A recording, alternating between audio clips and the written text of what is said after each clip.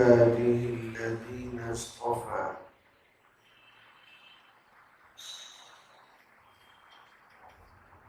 ونعوذ بالله من شرور أنفسنا ومن سيئات أعمالنا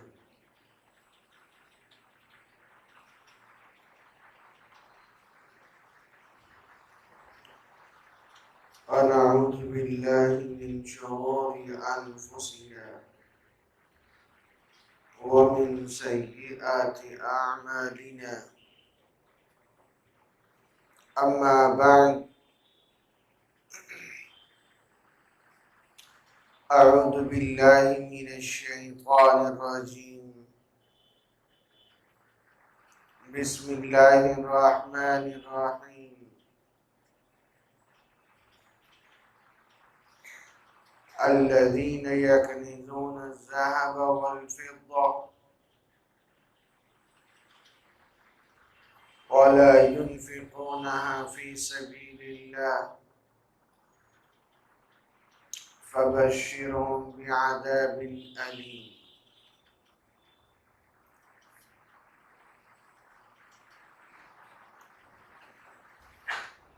وقال الله تعالى ويل لكل همزة لمزة الذي جمع مالا وعدده يحسب أن ماله أخلده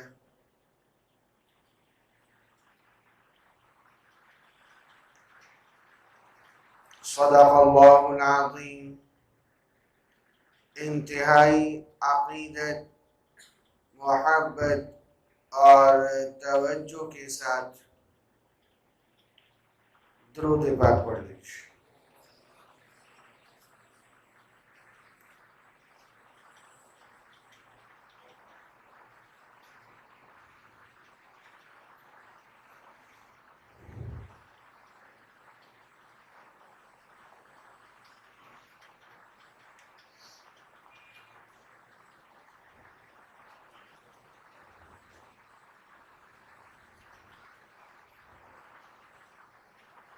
عالمی مجلس تحفظ ختم نبوت کے زیر اہتمام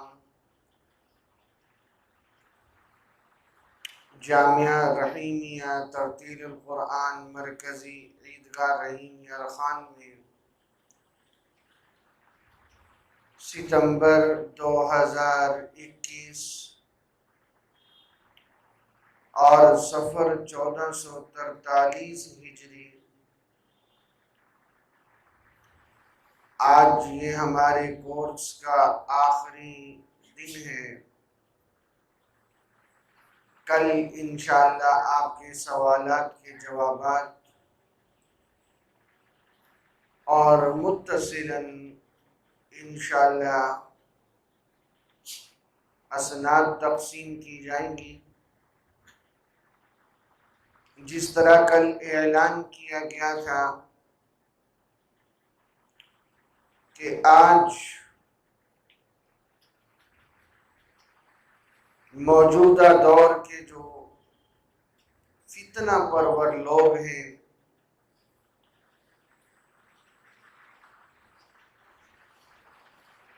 نئی راہیں دکھاتے ہیں،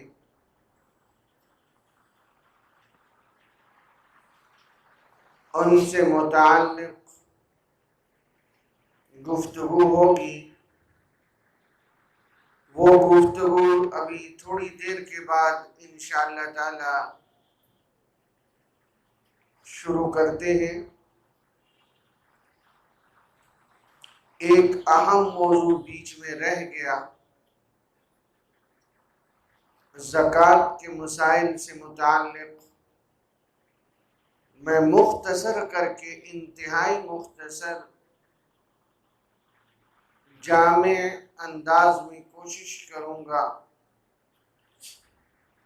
کہ مختصر سے وقت میں اس کو سمیٹوں اور پھر جو آج کا موضوع ہے اس پر کچھ تفصیل سے گفتگو ہو۔ قرآن مجید میں اللہ رب العزت نے فرمایا ہے کہ اس شخص کے لیے سخت عذاب ہے جو سونا اور چاندی رکھتا ہے اور پھر مفہوم یہ کہ اس کی زکوٰۃ ادا نہیں کرتا۔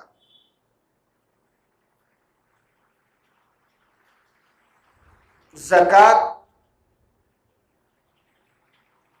اسلام کے فرائض میں سے ہے، اور جو دنیا میں بڑے بڑے دماغ گزرے ہیں، اہل فکر گزرے ہیں، ان کا کہنا یہ ہے کہ اگر صرف زکوٰۃ صحیح طریقے سے ادا کر دی جائے تو پھر دنیا میں کوئی غریب بھوکا نہیں سوئے گا۔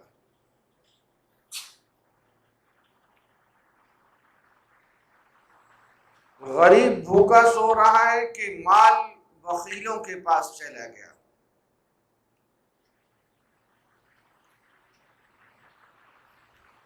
اور یہ اللہ تعالیٰ نے ہمارے اوپر کتنی بڑی آسانی فرمائی ہے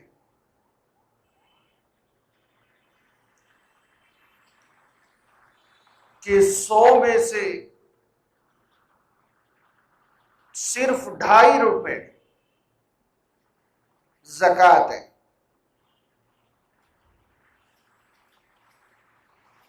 اگر 97.5 زکوٰۃ ہوتی تو دیا ہوا تو اللہ تعالیٰ کا ہے۔ یہ موضوع گزر چکا کہ انسان یہ سمجھتا ہے کہ یہ میری محنت سے ہے۔ رزق کا تعلق انسان کی محنت کے ساتھ نہیں ہے۔ اب یہ اللہ تعالیٰ کا احسان ہے کہ ہمیں مال دیا اور پھر صرف 2.5% خرچ کرنا ہے۔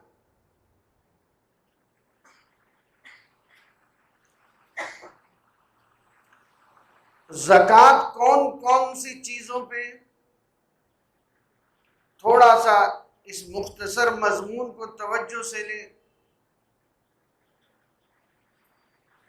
میں بعض ان لوگوں کو جانتا ہوں جو 20 سالوں سے زکوٰۃ دے رہے ہیں، لیکن انہوں نے ایک دفعہ بھی صحیح زکوٰۃ نہیں دی، مسائل نہ جاننے کی وجہ سے۔ خوب توجہ سے سنیے کہ جس نے زکوٰۃ دینی ہے اس نے 4 چیزوں کو پیش نظر رکھنا ہے، اور جس کو زکوٰۃ دینی ہے اس کی 5 چیزوں کو پیش نظر رکھا جائے گا۔ جس نے دینی ہے 4 چیزیں۔ نمبر 1، سونا کسی بھی شکل میں ہو، زیور ہے، ٹکیا بسکٹ کی شکل میں، برتن کی شکل میں ہے، استعمال ہو رہا ہے یا رکھا ہوا ہے، کسی بھی شکل میں اس کی زکوٰۃ دینا پڑے گی۔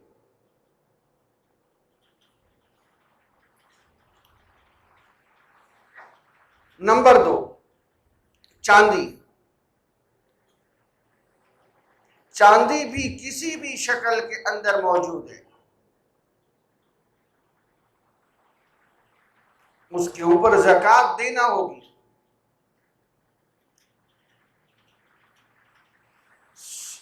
جس وقت یہ برتن کی شکل میں ہو، زیور کی شکل میں ہو، استعمال ہو نہ استعمال ہو، باہر صورت زکوٰۃ دینی ہے۔ نمبر 3، نقد رقم۔ نقد رقم کسی بھی صورت میں، جیب میں ہے، بینک میں ہے، انعامی بانڈ کی شکل میں ہے یا کسی کو قرضہ دیا ہوا ہے، وہ رقم آپ کی ہے، اس پر آپ نے زکوٰۃ دینی ہے۔ چوتھی چیز مال تجارت۔ شریعت کی نظر میں مال تجارت کون سا ہے؟ آسان لفظوں میں ایک جملہ یاد رکھیں، بہت سارے مسئلے حل ہو جائیں گے۔ وہ چیز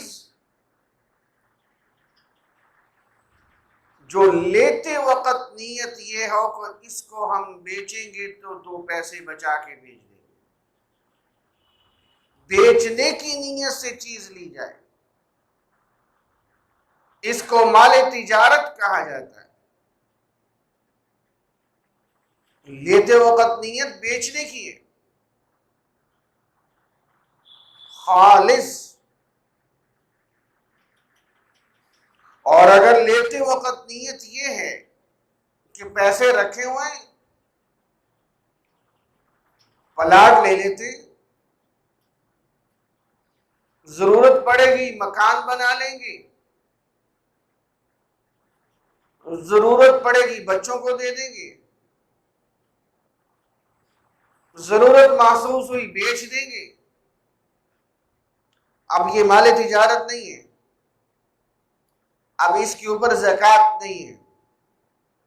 زکوٰۃ صرف اس پلاٹ پر ہے کہ جس کو خریدتے ہوئے نیت ہو کہ اس کو بیچیں گے اور 4 پیسے بچائیں گے۔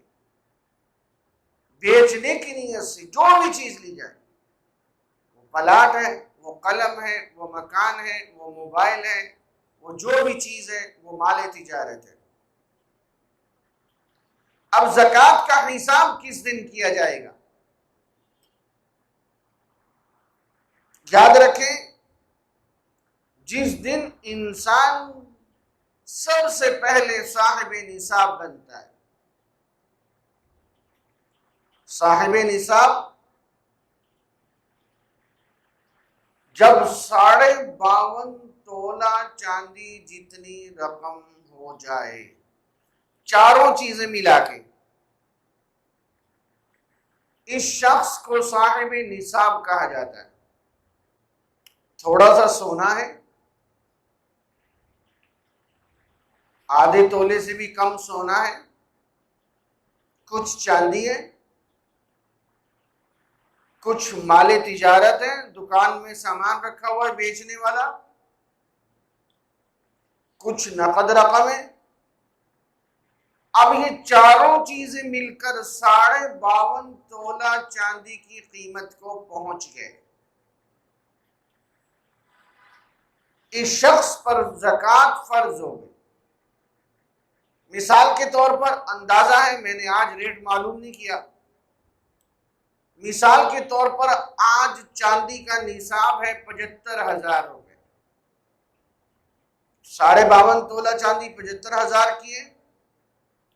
اب جس کے پاس سونا، چاندی، نقد رقم، مال تجارت، یہ 4 چیزیں مل کر اس کی مالیت 75,000 کو پہنچ گئی، یہ خود صاحب نصاب ہو گیا۔ اب آج تاریخ کیا ہے؟ مثال کے طور پر سفر کی 22 ہے، اب اگلے سال سفر کی 22 کو دیکھنا ہے۔ یہاں لوگ غلطی کرتے ہیں، سمجھیے، ورنہ زکوٰۃ صحیح ادا نہیں ہوگی۔ لوگ انگریزی تاریخ کے اعتبار سے زکوٰۃ نکالتے ہیں۔ مئی کی آخری تاریخ ہے، دکاندار دکان بند کر کے حساب کر رہے ہوتے ہیں، یہ غلط ہے۔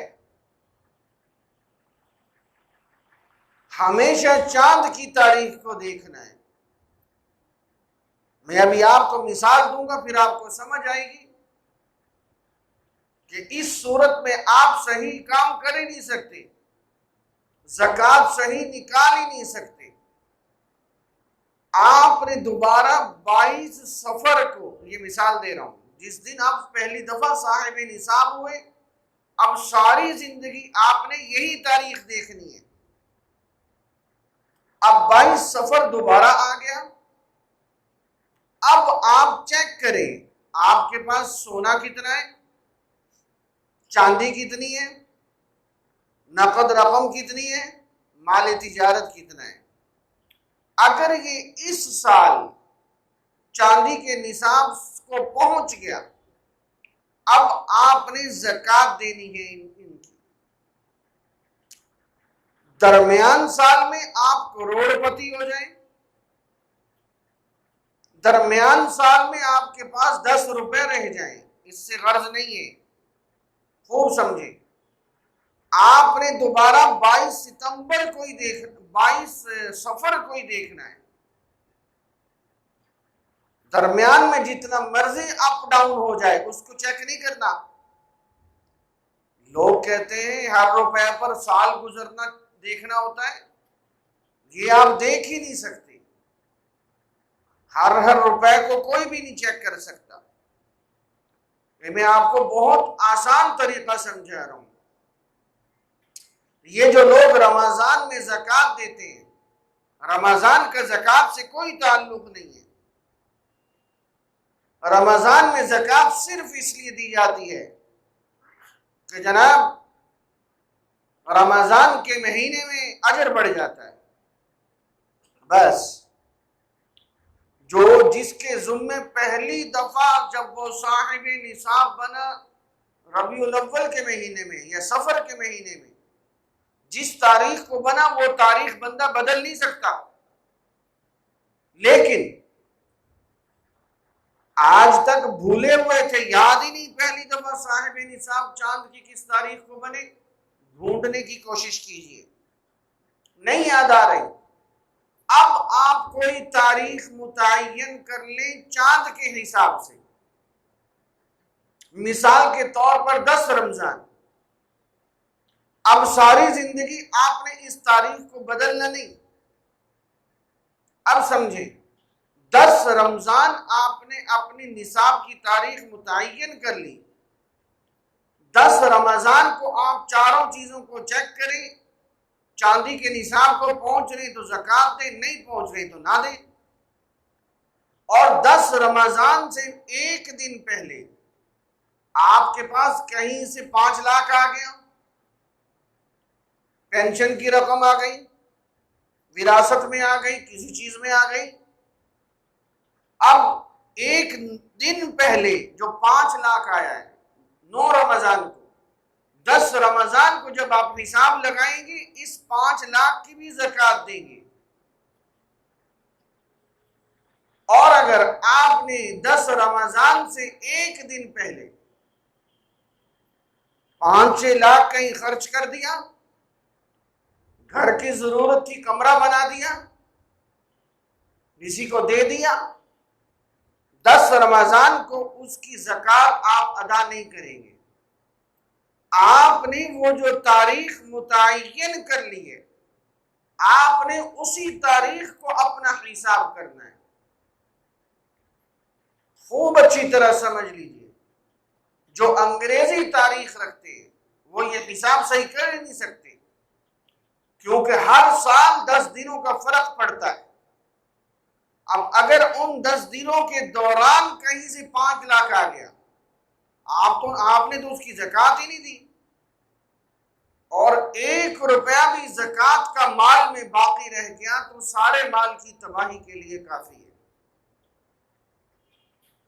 اس لیے زکوٰۃ کی ادائیگی میں یہ توجہ رکھیں، اگر آج تک غلطی ہوئی ہے تو اس غلطی کو نکالیں۔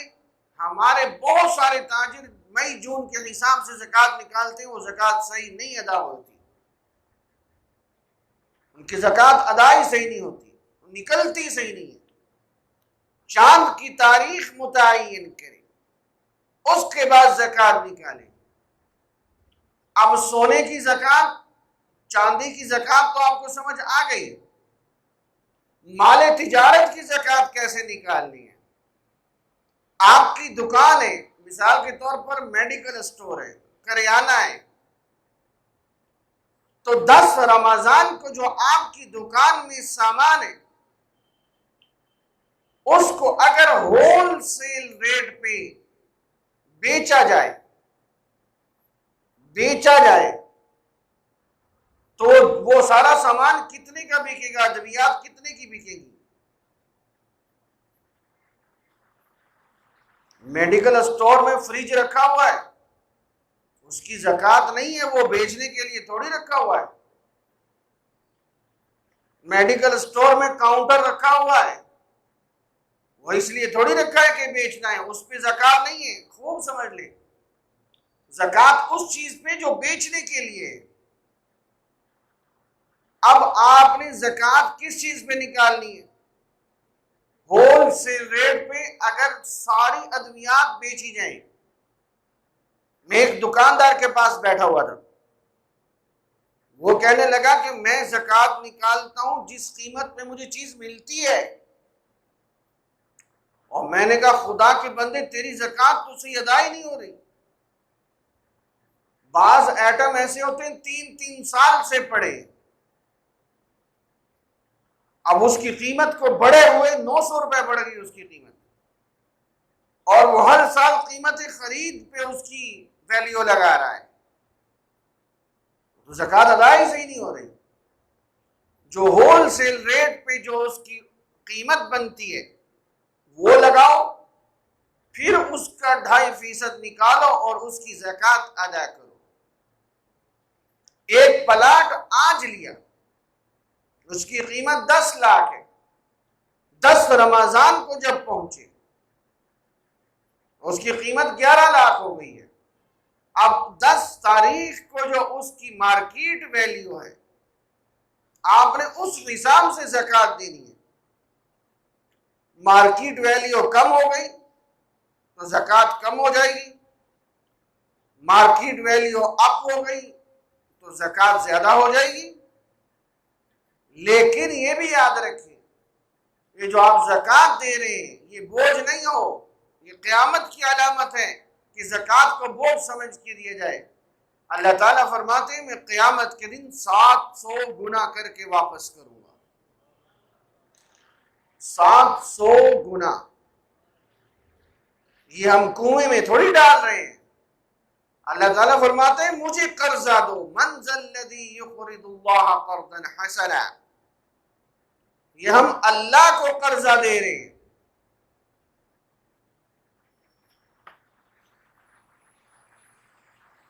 یہ مال تجارت ہے۔ اب یہ 4 چیزوں کو آپ نے اکٹھا کیا، اب سوال یہ ہے ایک عورت کے پاس 1 تولہ سونا ہے اور نصاب ہے چاندی کا 75,000 روپے، 52.5 تولہ چاندی، اور 1 تولہ سونا جا رہا ہے 1,10,000 کو۔ ہاں، جس عورت کے پاس 1 تولہ سونا ہے اس پر بھی زکوٰۃ فرض ہے۔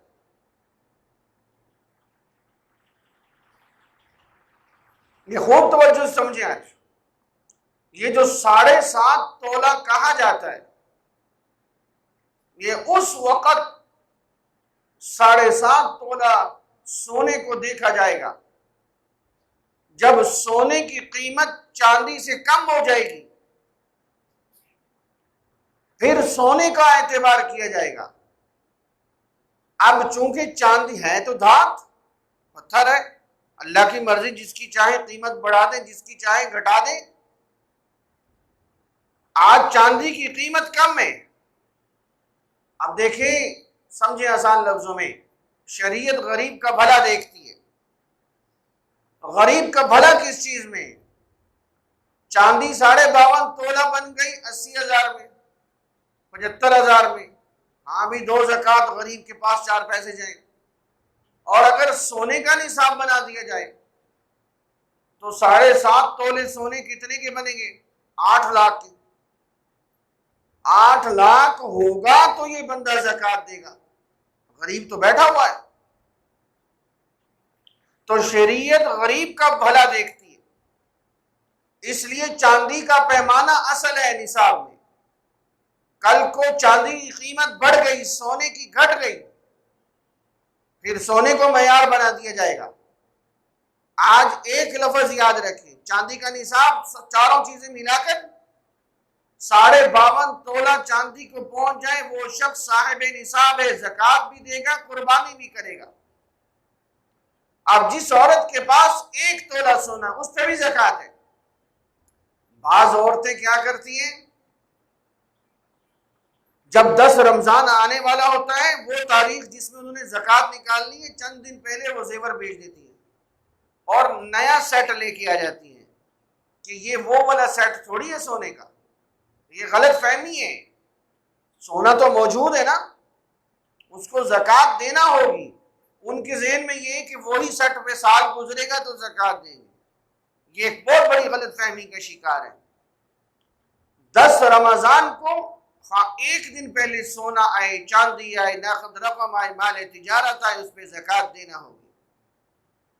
اور زکوٰۃ دینی کس کو ہے؟ آتوا الزکاۃ. زکوٰۃ دینے کا حکم ہے، پھینکنے کا حکم نہیں ہے. بعض لوگ کیا کرتے ہیں، کپڑے کی دکان میں نے خود دیکھی ہے، کپڑے کے سوٹ کاٹ کے رکھے ہوئے ہیں زکوٰۃ کی مد میں، اور سب کو پتا ہے کہ رمضان کی 25 تاریخ کو اس دکان پہ زکوٰۃ کے کپڑے تقسیم ہوتے ہیں. وہ سارے جہان کی عورتیں وہاں اکٹھی ہیں، رش پڑا ہوتا ہے، دھکم پیل ہو رہی ہوتی ہے. میں نے ایک دن اس دکاندار سے پوچھا، میں نے کہا تجھے پتا ہے ان میں سے مسلمان کون ہے؟ میں لگا نہیں. میں نے کہا زکوٰۃ صرف مسلمان کو لگتی ہے، کافر کو نہیں دی جا سکتی. میں نے کہا پھر تجھے تصدیق ہے کہ جس کو زکوٰۃ دے رہے ہو وہ خود صاحب نصاب نہیں؟ آپ ایک بیوہ کو بیوہ سمجھ کے زکوٰۃ دے رہے ہیں، اور اس نے اپنا تولہ سونا بچا کے رکھا ہوا ہے کہ میری بچی بڑی ہو رہی ہے، شادی پہ اس کو دوں گی. وہ تو خود صاحب نصاب ہے، اس کو آپ زکوٰۃ کیسے دیں گے؟ ہاں، اس کا طریقہ یہ ہے، آپ وہ زکوٰۃ اس کی بیٹی کو دیں جو بالغ ہو رہی ہے، وہ اس کو مالک بنائیں، یا کوئی اور بیٹا ہے جو اس کا ہے جو غریب ہے، اس کو مالک بنا دیں. یہ جو نئے ساتھی آئے ہیں، میری بات اعلان سنیں. ابھی یہ زکوٰۃ کے مسائل مختصر سے وقت میں ابھی پورے ہو جائیں گے.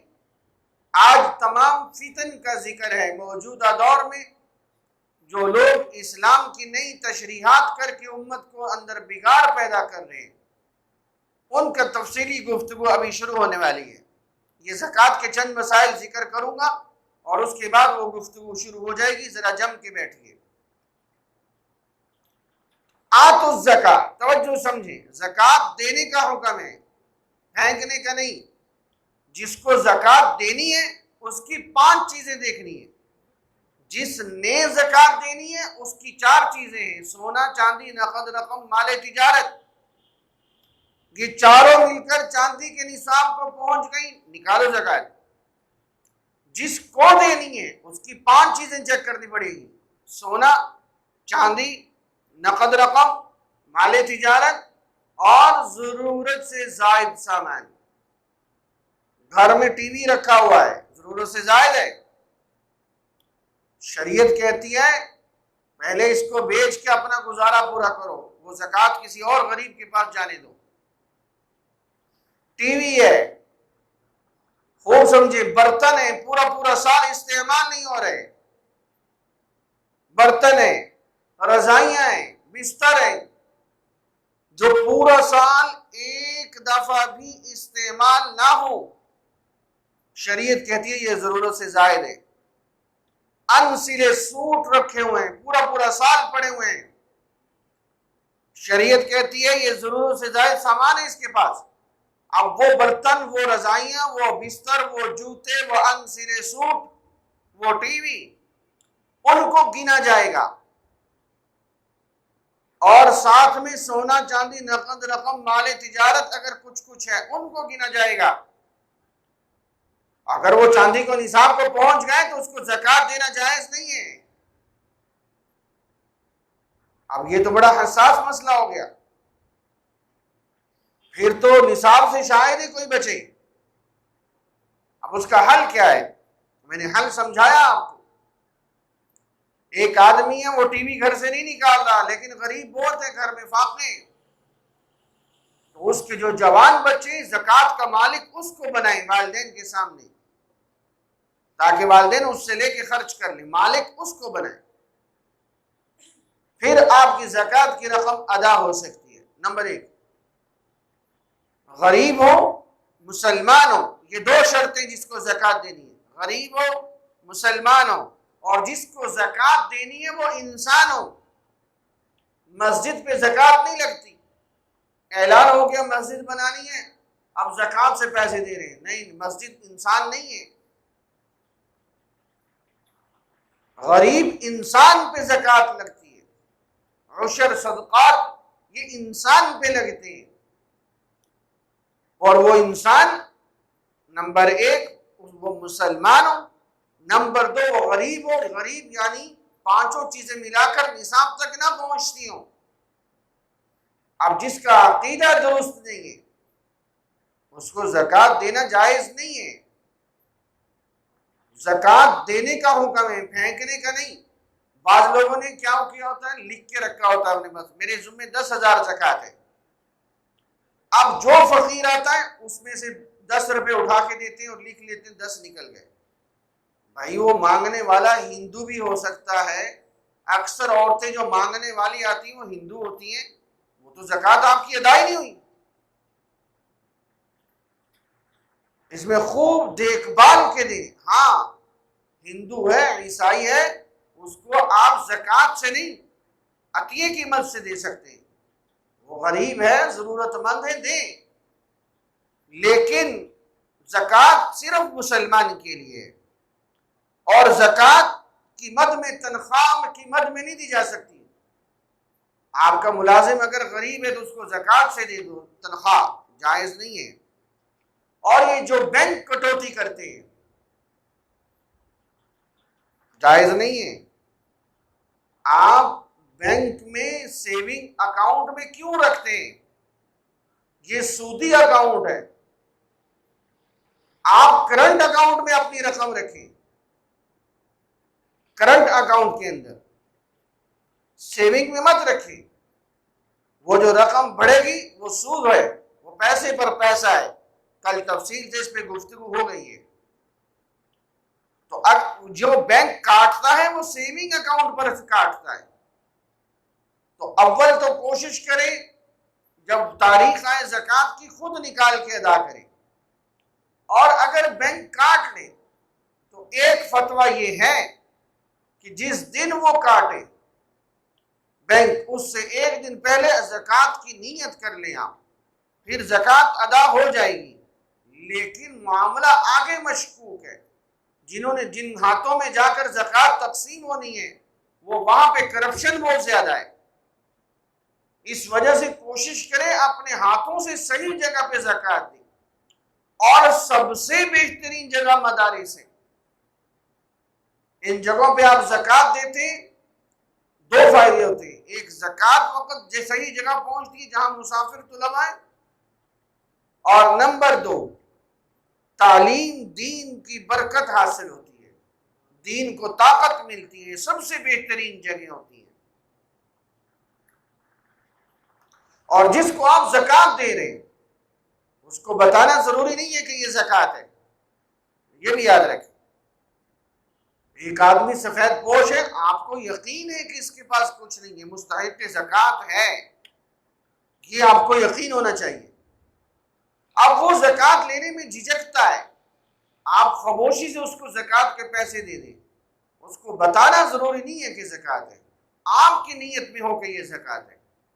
اور اگر کسی مستحق کے زکوٰۃ کو آپ نے قرضہ دیا اور وہ قرضہ واپس نہیں کر رہا، تو ایک غلطی ہمارے یہاں یہ ہو رہی ہے، اپنے پاس بیٹھے بیٹھے سوچ لیتے ہیں چلو میں زکوٰۃ کی مد میں کاٹ لیتا ہوں، اپنے کھاتے سے اتنی رقم زکوٰۃ کی کم کر لیتے ہیں، اس طرح زکوٰۃ ادا نہیں ہوگی۔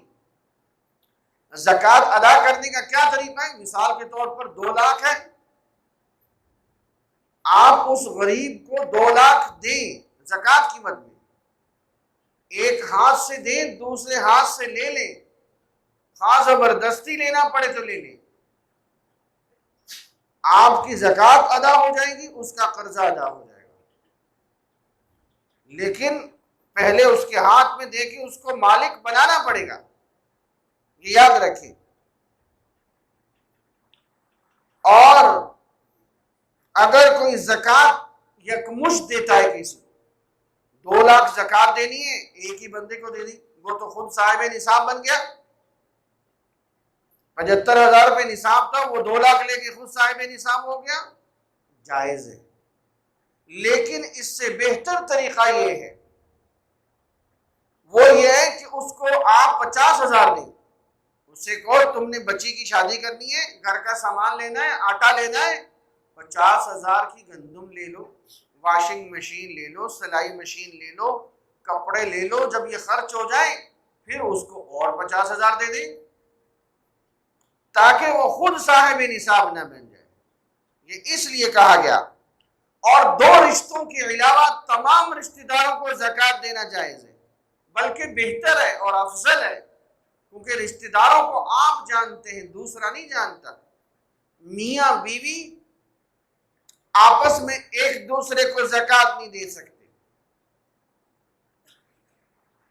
اور باپ بیٹا، اصول فروع، اوپر سے نیچے، پوتا دادا،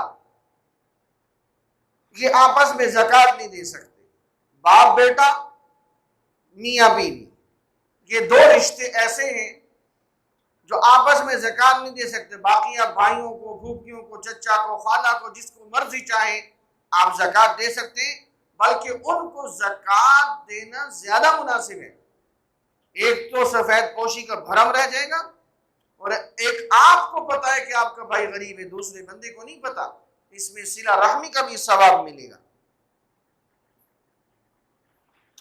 اب دیکھیں، میں نے گفتگو کو مختصر کر کے سمیٹ دیا۔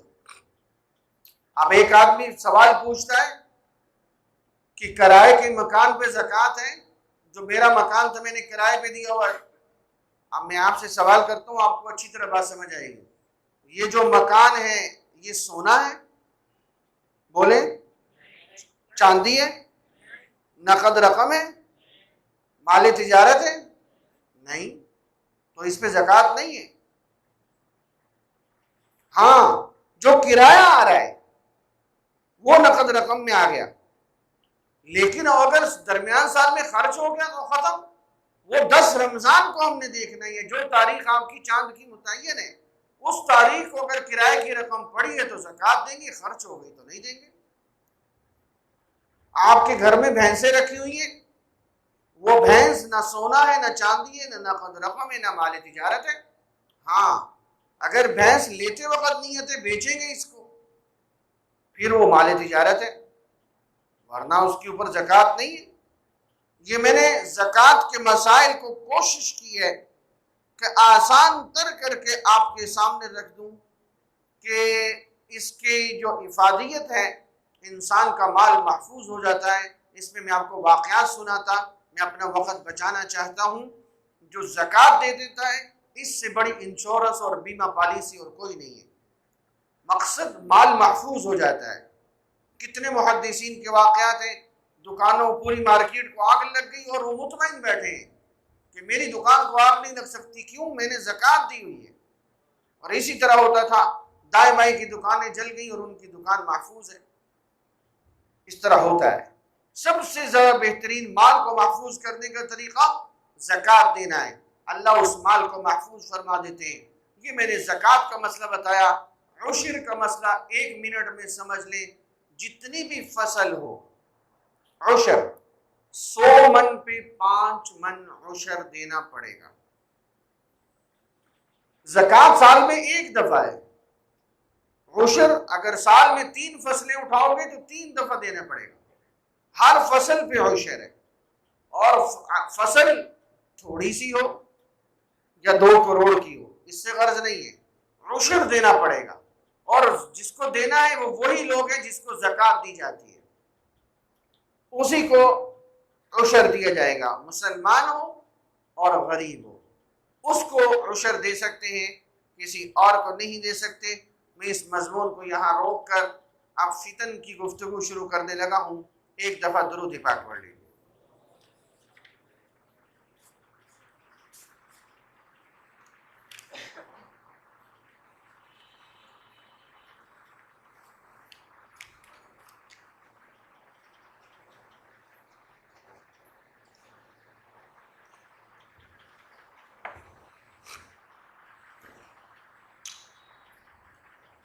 بہت سارے سوالات میرے پاس آئے اور بہت سارے سوالات ایسے ہیں اس جواب سے بہت زیادہ فائدہ ہوتا ہے۔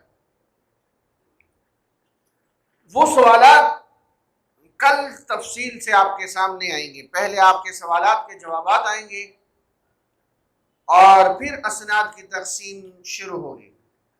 اور آج جو میں نے زکوٰۃ کے مسائل بیان کیے، اگر کوئی اہم مسئلہ رہ گیا جس کو عوام کے کانوں میں سے گزرنا ضروری تھا، تو علماء جو کثیر تعداد میں تشریف فرما ہے میری نگرانی کے لیے، وہ پرچی پر لکھ کر مجھے بھیج دیں تاکہ کل ان سوالات کی فہرست میں ان کو بھی شامل کر دوں۔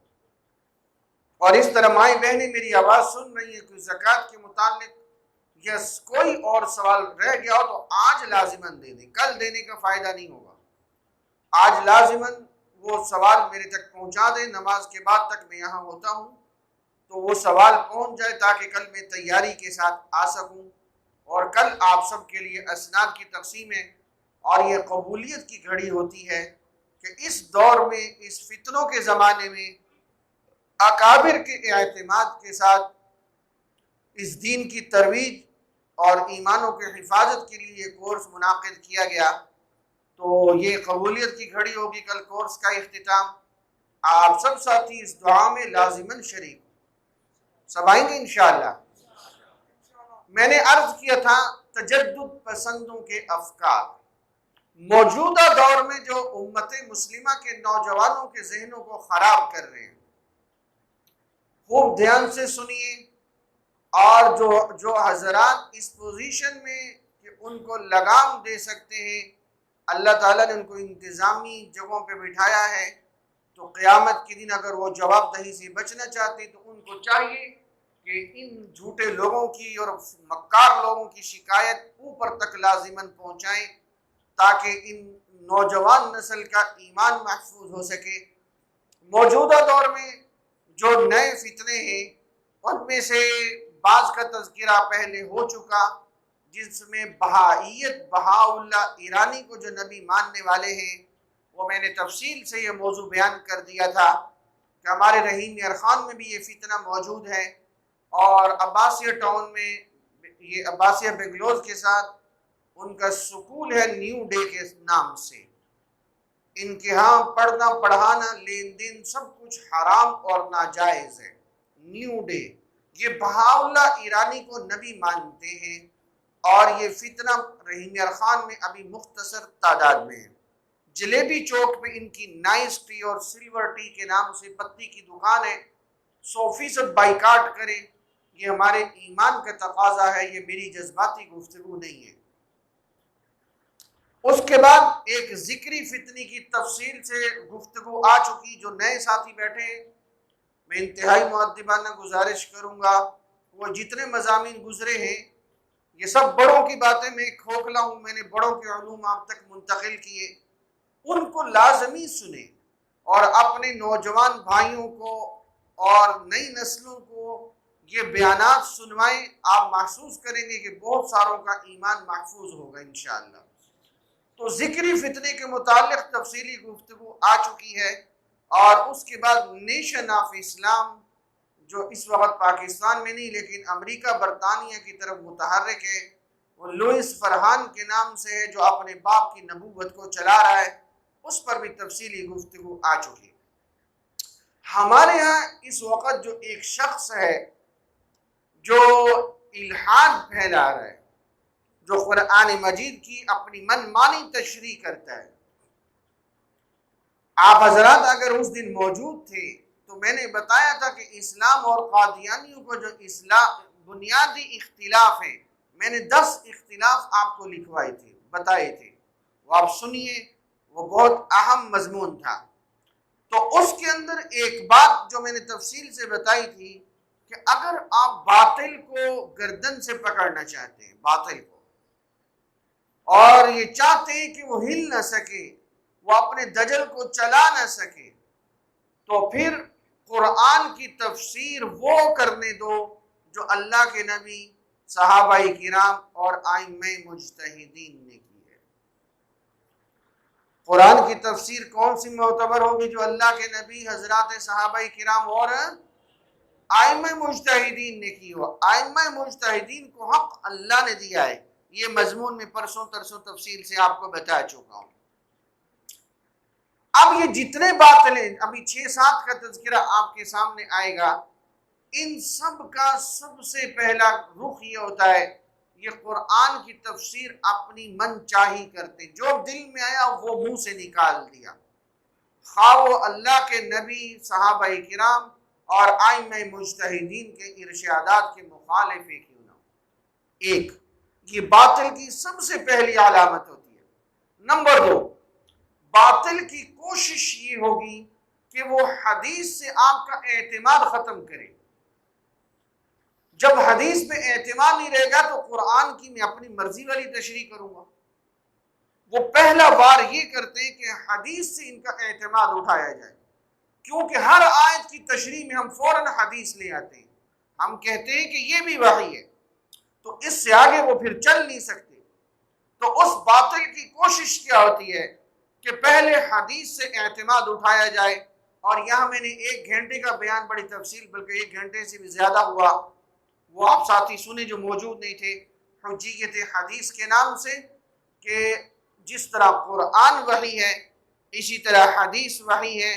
جو قرآن کا انکار کرتا ہے ایمان اس کا بھی نہیں بچتا، جو حدیث کا انکار کرتا ہے ایمان اس کا بھی نہیں بچتا۔ ان باطل فتنوں میں اس دور کا جو سب سے بڑا فتنہ ہے، ان میں سے ایک نام، وہ جو گزر چکے وہ تو ہو گئے، ایک نام ہے محمد شفیق المعروف جاوید غامدی۔ یہ آج کی نوجوان نسل بہت جلدی اس کی طرف مائل ہوتی ہے، اور اس کی وجہ کیا؟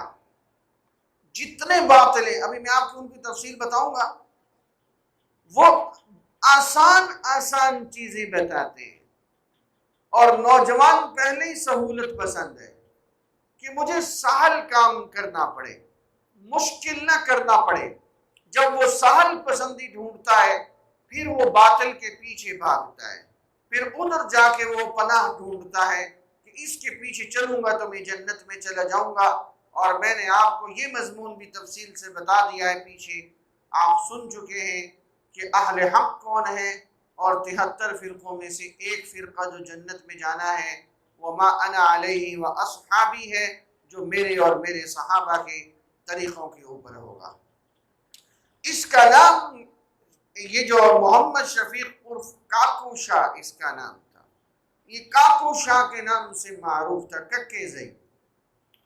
اب اس نے اپنے آپ کو معروف کروانا تھا تو یہ بڑے قلمکاروں کی گود میں جا کے بیٹھنا شروع ہوا، اور پھر اس نے آہستہ آہستہ وہی رخ اختیار کیا کہ ایک نیا شوشہ چھوڑنا۔ یہ انسان کی ایک فطرت ہے، ایک آدمی جب نئی چیز کوئی چھوڑے گا، نیا شوشہ چھوڑے گا، اگلا آدمی فوراً ادھر متوجہ ہوتا ہے، یار یہ نئی بات کرتا ہے، یہ نئی بات کرتا ہے۔ اگر میں آج یہ کہہ دوں، نعوذ باللہ، اللہ کی پناہ، کہ کلمہ لا الہ الا اللہ محمد الرسول اللہ نہیں ہے، بلکہ کلمہ لا الہ الا اللہ و محمد الرسول اللہ ہے، کل کو میں پورے ضلع میں مشہور ہو چکا ہوں گا کہ جناب نئی تحقیق سامنے آ گئی ہے۔ یہ ان لوگوں کا کردار ہے، یہ جان بوجھ کے نئی نئی چیزیں گھڑ کے لاتے ہیں، اور پھر نئی نسل کو، جو کچی نسل ہوتی ہے، جن کا علماء حقہ سے اٹھنا بیٹھنا نہیں ہوتا، وہ ان کے پھر شکنجے میں آتے ہیں اور یہ اپنی گنتی بڑھانا شروع کر دیتے ہیں۔ اب یہ جو محمد شفیق ہے، اس کی قرآن دانی کا عالم دیکھیں، اس نے لکھا ہے البیان، اس کی تفسیر ہے 281 نمبر صفحے پر، یہ ترجمہ کرتا ہے قل هو اللہ احد، کہہ دیجئے وہ اللہ کیا ہے؟ احد، بولے بولے بولے، ایک ہے۔ پہلی جماعت کے بچے کو بھی لائیں گے، وہ بھی یہی ترجمہ کرے گا، اللہ ایک ہے۔ اور یہ کیا ترجمہ کر رہا ہے؟ وہ اللہ سب سے الگ ہے۔ یہ اس کی قرآن دانی ہے۔ 4 جماعتیں پڑھ کے انگلش کے 2 لفظ بولنا سیکھ لیتے اور روب جھاڑنا شروع کر دیتے کہ ہم پتہ نہیں کیا بن گئے۔ میں نے پہلے بتایا کہ 10 لاکھ احادیث کے حافظ اپنے آپ کو بڑوں کے ساتھ جوڑ کے چلتے تھے، اور یہ لوگ جن کو 2 لفظوں کا ترجمہ نہیں آتا، اب ایک چھوٹا بچہ بھی ترجمہ کر رہا ہے، قل هو اللہ احد، اللہ ایک ہے۔ اب یہ ترجمہ کر رہا ہے الگ ہے۔ دنیا کے کسی مفسر نے یہ ترجمہ نہیں کیا، نہ میرے نبی نے کیا، نہ صحابہ کرام نے کیا، نہ ائمہ مجتہدین نے کیا۔ تو پھر یہ باطن کی لائن کی صفحے اول میں آ گیا کہ نہیں آ گیا؟ اب دیکھیے، قتل اصحاب الاخدود النار ذات الوقود۔ اب یہ واقعہ اس کے متعلق یہ کہتا ہے جاوید غامدی، جس نے نام بدلا ہوا ہے اپنا، یہ نام بدل کے کہتا ہے کہ جناب یہ پھر جو قریش تھے مکہ کے، جو ان کے بڑے سردار تھے، یہ ان کے متعلق ہے جو ایمان والوں کو سیدھے رستے سے روکتے ہیں۔ اللہ تعالیٰ فرماتے ہیں النار ذات الوقود، ان کے لیے آگ کی گھاٹیاں ہیں۔ حالانکہ 1400 سال سے مفسرین متفق ہیں کہ یہ واقعہ یمن کا ہے۔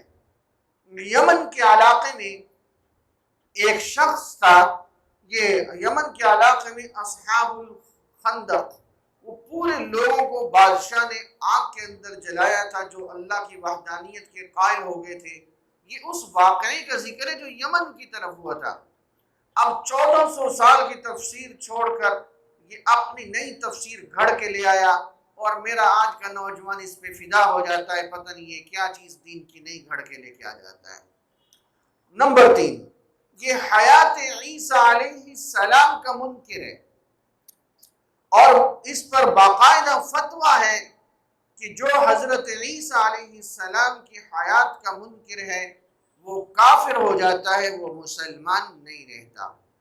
اور نئے ساتھی جو بیٹھے ہیں وہ بھی سنیں، اس مضمون پہ صرف دلائل کے ساتھ الحمدللہ یہاں اسی کورس میں تیسرے چوتھے روز تفصیل کے ساتھ 1.5 گھنٹہ گفتگو ہوئی تھی، جس میں ہم نے قرآن مجید سے اور احادیث سے دلائل دیے۔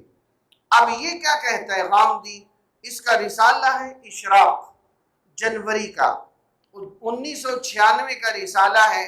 اس کے اندر لکھتا ہے کہ چونکہ قرآن خاموش ہے اس عقیدے سے، اس وجہ سے ہم عیسیٰ علیہ السلام کی حیات کے قائل نہیں ہیں، اور موطا امام مالک کے اندر یہ تفصیل نہیں ہے، اس وجہ سے ہم اس کے قائل نہیں ہیں۔ قرآن خاموش ہے۔ میں نے اس دن آپ کو 15-20 آیات سنائی، قرآن مجید واضح لفظوں میں عیسیٰ علیہ السلام کے لیے کہہ رہا ہے وَإِن مِّنْ أَهْلِ الْكِتَابِ إِلَّا لَيُؤْمِنَنَّ بِهِ قَبْلَ مَوْتِهِ، کہ جتنے بھی اہل کتاب ہیں ضرور بھی ضرور ایمان لائیں گے عیسیٰ علیہ السلام پر، عیسیٰ علیہ السلام کی موت سے پہلے۔ تمام مفسرین متفق ہیں۔ بخاری شریف کی حدیث ہے، حضرت ابو ہریرہ رضی اللہ تعالیٰ عنہ ایک حدیث بیان کرتے ہیں کہ عیسیٰ علیہ السلام تشریف لائیں گے، صلیب کو توڑیں گے، خنزیر کو قتل کریں گے، پھر فرماتے ہیں وَقْرَؤُوا إِن شِئْتُمْ وَإِن مِّنْ أَهْلِ الْكِتَابِ، اگر تم چاہو تو قرآن سے دلیل دیکھنی ہے تو پڑھو وَإِن مِّنْ أَهْلِ الْكِتَابِ، قرآن بھی کہتا ہے کہ عیسیٰ علیہ السلام آئیں گے اور اہل کتاب ان کے ہاتھ پر ایمان لائیں گے۔ اس پر 20 آیات چونکہ میں دلائل کی دنیا میں یہاں سنا چکا ہوں اسی کورس میں اس کو یہاں چھوڑتا ہوں۔ پھر یہ کہتا ہے کہ امام مالک کی حدیث کی کتاب میں نہیں، جس نے اعتراض گھڑنا ہے اس کو گھڑنے میں کیا دیر لگتی ہے۔ اگر یہ بخاری شریف میں حدیث نہ ہوتی حیات عیسیٰ علیہ السلام کی اور موطا امام مالک میں ہوتی، پھر اس نے کہنا تھا کہ اصح الکتب بعد کتاب اللہ، جو سب سے زیادہ مقبول کتاب حدیث کی، جو سب سے زیادہ صحیح ہے، اس کے اندر یہ حدیث نہیں ہے۔ حالانکہ امام بخاری رحمۃ اللہ تعالی علیہ نے کئی احادیث حیات عیسیٰ علیہ السلام کے اوپر لے کر آئے اور حضرت عیسیٰ علیہ السلام کے بارے میں فرمایا کیف انتم اذا نزل ابن مریم فیکم و امامکم منکم۔ اور عجیب بات، یہ غامدی اصل میں حدیث کا منکر ہے، آگے اس کی تفصیل آ رہی ہے۔ اب اس کی کتاب کے اندر لکھا ہے، یہ میزان 151 اس کی کتاب ہے، اس کا صفحہ نمبر 151، اس کے اندر یہ لکھتا ہے کہ جناب جو 4 کتابیں آئی تھی، تورات، زبور، انجیل اور قرآن، میں یہ چاروں کتابیں مانتا ہوں۔ چلو تم ان کتابوں کو مانو تو اس کے اندر دیکھو تمہیں ہمارے نبی کی حدیث پہ اعتماد نہیں ہے جس کی پوری سند 1400 سال کی محفوظ ہے، وہ 4 کتابیں جس کو وہ خود تحریف شدہ مانتے ہیں، یہ غامدی اس کو صحیح مانتا ہے، اور اس کے اندر بھی حیات عیسیٰ علیہ السلام کے متعلق یہ موجود ہے۔ یہی یسوع، یہ میں انجیل کی آیت سنا رہا ہوں، یہی یسوع تمہارے پاس سے اٹھایا گیا، جس طرح تم نے آسمان پہ اسے جاتے دیکھا، اسی طرح تم اس کو واپس بھی آتا دیکھو گے۔ رسولوں کے اعمال باب 1 آیت نمبر 12، یہ انجیل میں واضح لکھا ہوا ہے۔ تو میں غامدی صاحب اور اس کے متعلقین سے کہوں گا، اگر آپ کو احادیث پہ اعتماد نہیں رہا، اور یہ باطل کی علامت ہے کہ وہ حدیث پہ اعتماد نہیں رکھے گا کیونکہ وہ قرآن کی منچاہی تفسیر کرنا چاہتا ہے، اور تم بائبل پہ اعتماد کرتے ہو، تو میں نے تمہیں بائبل کی آیت سنا دی ہے۔ پھر نمبر 4، یہ غامدیوں کا نظریہ یہ ہے، یہ کہتے ہیں کہ حضرت مہدی نے نہیں آنا، یہ جناب یہ ایک افسانہ ہے، اِنَّا لِلَّهِ وَإِنَّا إِلَيْهِ راجعون۔ یہ مضمون بھی یہاں پورے گھنٹے کا تفصیل سے میں نے آپ کے سامنے ذکر کیا کہ حضرت مہدی علیہ رضوان تشریف لائیں گے، اور محدثین نے لکھا ہے ان کے بارے میں کہ متواتر احادیث ان کے متعلق موجود ہے، اور حدیث متواتر کا انسان جو انکار کرتا ہے اس کا ایمان نہیں بچتا۔ حدیث متواتر اور قرآن کی آیت کا حکم جا کے ملتا ہے، اور آپ صلی اللہ علیہ وسلم سے حدیث متواتر ہیں۔ آپ صلی اللہ علیہ وسلم نے فرمایا، ام سلمہ رضی اللہ تعالیٰ عنہ فرماتی ہیں، سمعت رسول اللہ صلی اللہ علیہ وسلم یقول المہدی من عطرتی من ولد فاطمہ، مہدی جو ہیں وہ میری اولاد میں سے ہوں گے، اور حضرت فاطمہ کی اولاد میرے خاندان میں سے، اور حضرت فاطمہ کی اولاد میں سے ہوں گے۔ یہ ابو داؤد شریف کی حدیث ہے۔ اور دوسری حدیث عبداللہ بن مسعود رضی اللہ تعالیٰ عنہ سے، جنہوں نے فرمایا کہ یعاقی اسمہ اسمی و اسم ابیہ اسم ابی او کما قال۔ تو دیکھیے یہ اس بنیادی عقیدے کا انکار کرتا ہے، اور میری نوجوان نسل اسی کو سن رہی ہے۔ دکھ تو یہ ہے، وہ تو چلو جو کر رہا ہے، میری نوجوان نسل کو یہ نہیں پتہ چل رہا کہ حق کدھر ہے۔ جو رہزن رہبر کے روپ میں اٹھتا ہے وہ اسی کے پیچھے چل پڑتے ہیں کہ جناب وہ تو بڑی باتیں سناتا ہے۔ بھائی ہم نے تو وہی سنانا ہے جو 1400 سال سے سنا آ رہا ہے، ہمارے اوپر وحی تھوڑی آتی ہے ہم نئی نئی باتیں سنائیں تمہیں، ہم تو وہی سنائیں گے جو قرآن میں ہے، ہم وہی سنائیں گے جو احادیث مبارکہ کے اندر ہے۔ اب دیکھیے مسیح دجال، یہ جو ہے غامدی، یہ کہتے ہیں دجال کوئی شے نہیں، یاجوج ماجوج کوئی شے کوئی نہیں، یہ جناب یہ مغربی اقوام کو کہا جاتا ہے۔ اب صریح قرآن کا انکار کر رہا ہے، ان یاجوج و ماجوج مفسدون فی الارض، اور فرمایا اعینونی بقوت اجعل بینکم و بینہم ردما، اور بجائے اس کے کہ دجال کو شخص معین مانتا، یہ کہتے ہیں کہ وہ اقوام جو مغرب کی وہ مراد ہے۔ ایک دفعہ ابن سیاد ایک شخص تھا، یہودی بچہ، بڑا شریر قسم کا، حضور علیہ السلام کو شک پڑ گیا کہ کہیں یہ وہی دجال نہ ہو، عجیب و غریب حرکتیں کرتا تھا مدینہ منورہ میں۔ تو حضور صلی اللہ علیہ وسلم اس کو چھپ کے بھی سنتے تھے، یہ کرتا کیا ہے، یہ باتیں کیا کرتا ہے۔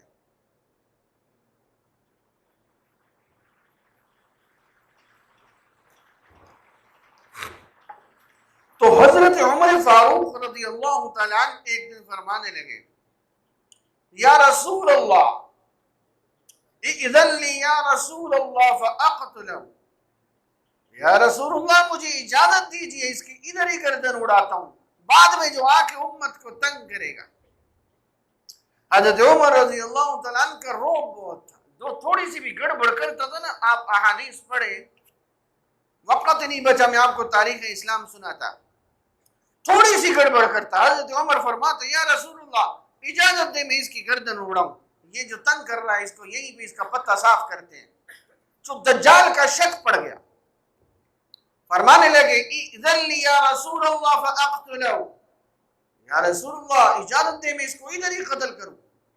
آپ صلی اللہ علیہ وسلم نے فرمایا ان ہوا فلست صاحبہ، اگر یہ وہی دجال ہے تو تم اس کو قتل نہیں کر سکتے، انما صاحبہ عیسی ابن مریم، پھر اگر یہ وہی دجال ہے تو اس کو عیسیٰ ابن مریم قتل کریں گے۔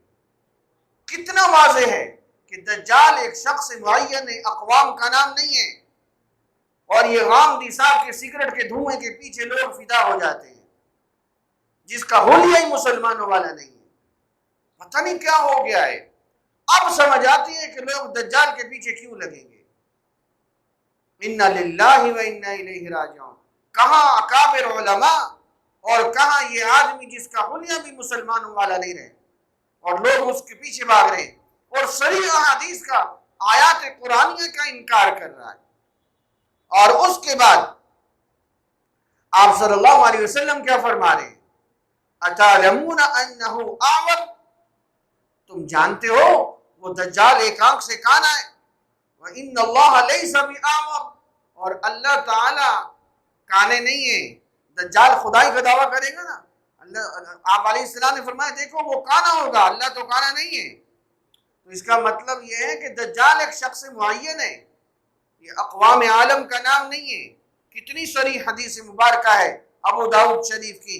اس کے بعد اس باطل کا کیا اعلان ہے، ہاں باطل کی ایک اور بہت بڑی علامت، یہ جہاد کا انکار کرے گا۔ ہماری افواج کا ماٹو ہے جہاد، جس کی وجہ سے اللہ نے آج پوری دنیا میں پھر سے اسلام کو عزت دی ہے، اور یہ قادیانیوں کی طرح سارے نظریات غامدی کے وہی ہیں، اس نے سارا وہاں سے چوری کیا ہے۔ قادیانی نے کہا عیسیٰ علیہ السلام فوت ہو گئے، اس نے کہا عیسیٰ علیہ السلام فوت ہو گئے۔ مرزا قادیانی نے کہا مہدی میں ہوں، جو تو آنا تھا وہ نہیں ہے، اس نے کہا مہدی نہیں آئیں گے۔ انہوں نے مرزا قادیانی نے کہا دجال سے مراد پادری ہیں، اس نے کہہ دیا دجال سے مراد اقوام مغرب ہے۔ مرزا قادیانی نے کہا جہاد حرام ہے، یہ بھی اٹھ کے شروع ہو گیا۔ اب غامدی کیا کہتا ہے، اس نے نیا رنگ اختیار کیا، یہ کہتا ہے یہ جو قتال کا حکم دیا گیا ہے اس کا شریعت سے نعوذ باللہ کوئی تعلق نہیں ہے۔ اور ہمارے نبی کیا فرما رہے ہیں، آپ صلی اللہ علیہ وسلم فرما رہے ہیں الجہاد ماض الی یوم القیامہ، اور بھی اسی احادیث ہیں کہ جہاد تو قیامت تک جاری رہے گا، 1400 سال سے جاری ہے اور رہے گا۔ اللہ تعالیٰ ان سے کام لے رہے ہیں۔ اور دیکھیے قرآن میں ہے کتب علیکم القتال، اللہ فرما رہے ہیں میں تمہارے اوپر قتال کو فرض کر رہا ہوں، اور وہ کہہ رہا ہے کہ اس کا شریعت سے تعلق ہی نہیں۔ مفتی تقی عثمانی صاحب نے بڑا عجیب اس کے اوپر جملہ لکھا ہے، اتنی سنجیدہ شخصیت، شیخ الاسلام، پوری دنیا کا مسلمان جن کو شیخ الاسلام مانتا ہے، مفتی تقی عثمانی صاحب نے لکھا ہے مجھے یہ تحریر ہے اس کے پڑھ کے یہ شخص یہ ویسے ہی عجوبہ لگتا ہے۔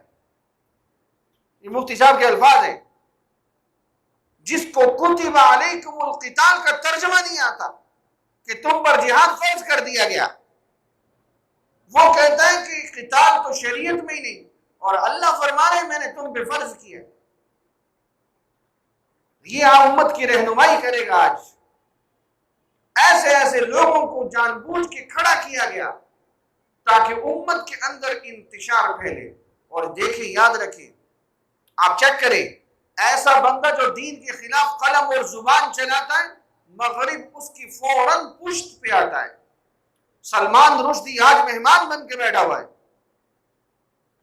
ہمارے وزیر اعظم صاحب ملنے گئے امریکہ میں، اسی دن امریکی صدر نے ہمارے وزیر اعظم کو آدھا گھنٹہ دیا اور سلمان رشدی کو 2 گھنٹے دیے ایک ہی دن میں، جو سب سے بڑا گستاخ رسول ہے اس وقت۔ کفر اسلام دشمن کی پشت پہ کھڑا ہے۔ یہ جو آسیہ مسیح کو چھوڑا گیا، وہ جو باغات میں فال سے اکٹھے کر کے بیچتی تھی، وہ غریب عیسائی بھنگن، اس کا استقبال کینیڈا کا صدر کر رہا ہے۔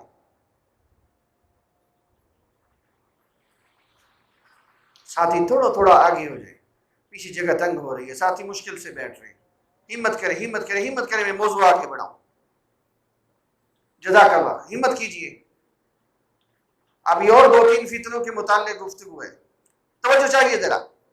اس غامدی نے کہا، توجہ میری طرف، حدیث حجت نہیں ہے۔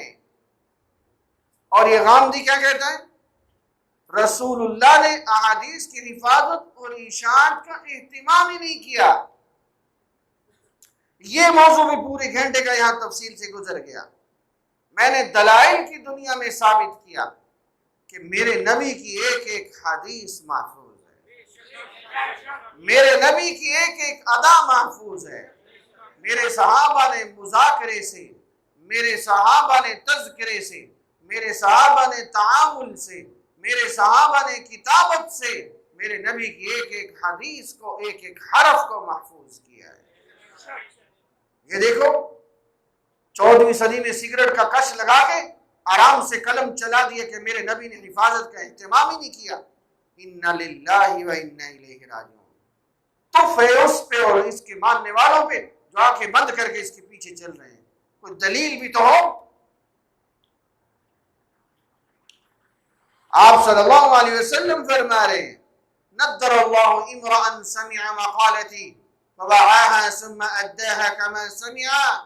اللہ اس کو تر و تازہ رکھے جو میری حدیث کو سنے، محفوظ کرے اور آگے پہنچا دے۔ اللہ اس کو تر و تازہ رکھے۔ اور پھر یہ توہین صحابہ کرتا ہے۔ اس کا تخم، اس غامدی کا صحابہ کرام کی شان میں، یہ وہ لوگ ہیں جو قلم کی کاٹ میں غیر محسوس طریقے سے چوٹ لگاتے ہیں۔ صحابہ کرام وہ ہستیاں ہیں جن کی صفائی اور جن کے تقدس کو میرے رب نے قرآن میں بیان کیا ہے۔ کاش وقت اور ہوتا، کل میں کچھ نہ کچھ اس پہ لازمی بتاؤں۔ ہاں، اتنا جملہ تو میں نے پہلے دہرایا تھا کہ سوالات کے قریب صحابہ اور اہل بیت نظام، کسی ایک کے متعلق اگر کسی کے مسلمان کے دل کے کروڑویں حصے میں، کسی صحابی اہل بیت نظام میں سے کروڑویں حصے میں نفرت کا کوئی ذرہ موجود ہے، اللہ کی قسم اسے جہنم میں لے جانے کے لیے کافی ہے۔ قرآن و حدیث کے مقابلے میں تاریخ کی بیکار روایات مت دکھایا کرو۔ کہاں قرآن و حدیث کا تقدس اور کہاں بیکار تاریخ کی روایات۔ یہ وقت نہیں تھا، میں کل کچھ ذکر لازمی کروں گا، یہ تو میرے ایمان کا حصہ ہے۔ اور اس نے کیا کہا، اب لفظ دیکھیں اس کے قلم کے، اس تخمے غامدی کے، صحابہ کا عورت کی نصف دیت پر اجماع کرنا۔ یہ کیوں ہوا؟ زمانہ جاہلیت کے رسم و رواج سے صحابہ متاثر ہو گئے تھے۔ اِنَّا لِلَّهِ وَإِنَّا إِلَيْهِ رَاجِعُونَ۔ جن کی تربیت میرے نبی نے کی ہے وہ جاہلیت سے متاثر ہو گئے۔ اس لیے کہا جاتا ہے، سمجھو میرے عزیز، جو میرے نوجوان بھائی بیٹھے ہو، کوئی کتاب، کوئی شخصیت، اس کے قریب مت جاؤ جب تک تحقیق نہ ہو جائے کہ یہ 100% درست رخ پہ چل رہے ہیں۔ آپ جہاں بیٹھو گے اس کا اثر قبول کرو گے۔ نیٹ پہ ہر ایک کو مت سنا کرو، بڑے بڑے جراثیم آ گئے اور پھر غلط نظریات انڈیلتے ہیں۔ اور پھر وہ دیکھیں قرآن کی من چاہی تفسیر، موت کی سزا غامدی کہتا ہے موت کی سزا صرف 2 صورتوں میں ہو سکتی ہے، قتل اور فساد فی الارض، ان 2 صورتوں میں سزائے موت ہو سکتی ہے، ورنہ نہیں ہو سکتی۔ یہ اس کی من چاہی تفسیر ہے، یہ ان لوگوں نے ہمیشہ مغرب کو خوش کرنا ہوتا ہے، یہ ڈھکے چھپے لفظوں میں توہین رسالت کے قانون کو برباد کرنا چاہتے ہیں، جہاں سزائے موت کا قانون ہے۔ اب یوں تو نہیں کہا، اس کے بارے میں بھی اس نے زبان چلائی ہے، وہ میں آپ کو سناتا ہوں۔ یہاں کیا کہہ رہا ہے؟ سزائے موت صرف 2 صورتوں میں ہو سکتی ہے، قتل اور فساد فی الارض۔ اب دیکھیں عام آدمی پڑھے گا تو پریشان ہو جائے گا، یہ آدھی آیت پڑھ رہا ہے، آدھی آیت چھوڑ رہا ہے، یہ پوری آیت پڑھے۔ یہ آیت کا حکم صرف بنی اسرائیل کے لیے تھا، امت مسلمہ کے لیے نہیں تھا۔ پڑھو تو صحیح قرآن میں، یہ دھوکہ دیتے ہیں امت کو۔ یہ تو قرآن میں پرانے انبیاء اور ان کی امتوں کے جہاں حالات ذکر کیے گئے، یہ وہاں سے حکم اٹھا کے ہمیں اس امت کے لیے سنا رہے ہیں۔ یہ ان کی دھوکے بازوں کی چالیں ہیں۔ اور پھر یہ کہہ دیا کہ مرتد کی سزا قتل نہیں ہے، اور یہ برہان صفحہ نمبر 143 یہ لکھتا ہے قتل مرتد کا حکم عام نہ تھا، بلکہ یہ صرف ان لوگوں کے لیے خاص تھا جو میرے نبی کے زمانے میں تھے، جو اس زمانے میں مرتد ہوتے تھے، صرف ان کے لیے قتل کا حکم ہے۔ اب قتل کا حکم نہیں ہے، یہ 100% شریعت کے خلاف زبان اور قلم اس کی اس وقت چل رہی ہے۔ بخاری شریف کی حدیث ہے من بدل دینا فاقتلوه، جو دین بدلے اس کو قتل کر دو۔ لیکن یاد رکھو یہ ڈیوٹی حکمرانوں کی ہے، عام بندے کی نہیں ہے۔ کوئی مرتد ہو جائے، عام مسلمان کی ڈیوٹی کیا ہے؟ قیامت کے دن یہ جواب دے نہیں ہے، جواب دہ حکمران ہے کہ اس مرتد کو پکڑ کے حکومت کے حوالے کریں، تم سزا دو۔ لیکن آج ہم ایسے زمانے میں پیدا ہوئے، آج اگر کوئی کافر مسلمان ہو جائے اس کے خلاف قانون بن رہا ہے۔ سبحان اللہ، انا للہ و انا الیہ۔ اسلامی مملکت میں قانون سازی ہو رہی ہے، کس اسمبلی میں؟ جہاں 99% مسلمان ہیں۔ کس صوبے میں؟ سندھ میں، جہاں اسلام لانے والا محمد بن قاسم 16 سال کا مسلمان تھا۔ وہاں قانون بننا ہے، 18 سال سے پہلے کوئی ہندو کلمہ پڑھے گا قبول ہی نہیں کیا جائے گا۔ انا للہ و انا الیہ راجعون۔ میرے نبی نے فرمایا تھا تم ان کے پیچھے چلو گے۔ یہ قانون تو یورپ نے نہ بنایا جو اسلامی ملک بنانے چل پڑا۔ ہم غلامی میں یورپ کے سجدے میں نہیں، ہم لمبے لیٹ گئے۔ غیرت بھی کوئی چیز ہوتی ہے۔ اور مسجد اقصی، پوری امت مسلمہ دعائیں کرتی ہے مسجد اقصی کے لیے، وہاں کا مسلمان ڈٹا ہوا ہے۔ اور غامدی کہتا ہے، یہ یہودی نواز لوگ دیکھو، یہ کہتا ہے کہ مسجد اقصی اس پہ حق یہودیوں کا ہے، مسلمانوں کا ہے ہی نہیں۔ دیکھیں اس کی کتاب اشراق رسالہ ہے، جولائی سن 2002 کا اشراق۔ یہ کہتا ہے کہ جناب بیت المقدس پہ تو حق ہی یہودیوں کا ہے۔ یہ اسلامی نظریات کے خلاف چلنے والے لوگ، اور میرا نوجوان اس کو سن کے بڑا خوش ہوتا ہے، بڑی اچھی باتیں کرتا ہے۔ میرے درد دل کو سمجھو، اپنا ایمان بچاؤ۔ اور یہ کہتا ہے کہ ناموس رسالت کا قانون ختم ہونا چاہیے۔ اشراق مئی 2011 اس کا رسالہ ہے، اور اس غامدی کا قلم لکھ رہا ہے۔ جو غامدی سے متاثر میری گفتگو یہاں بیٹھے سن رہے ہیں، یا نیٹ پہ بیٹھے سن رہے ہیں، یا کل سنیں گے، اللہ کے لیے اپنی قبروں کو کالا مت کرو۔ اس کے نظریات تو سنو، اپنے نبی سے وفا کرو۔ یہ کہتا ہے توہین رسالت کی سزا جو پاکستان میں نافذ ہے یہ قرآن کے بھی خلاف ہے، حدیث کے بھی خلاف ہے۔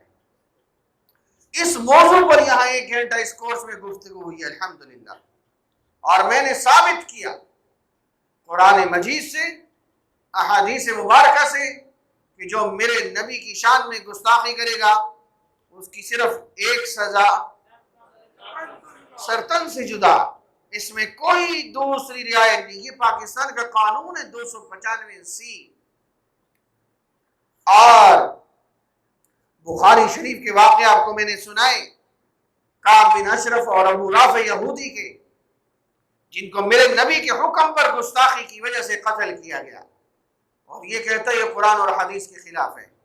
انا للہ و انا الیہ راجعون۔ یہ ہے غامدی کے نظریات جس کو آج کا نوجوان اور دنیا دار بڑی محبت سے سنتا ہے۔ یہ تیرا دشمن ہے، یہ تیرے نظریات کا دشمن ہے۔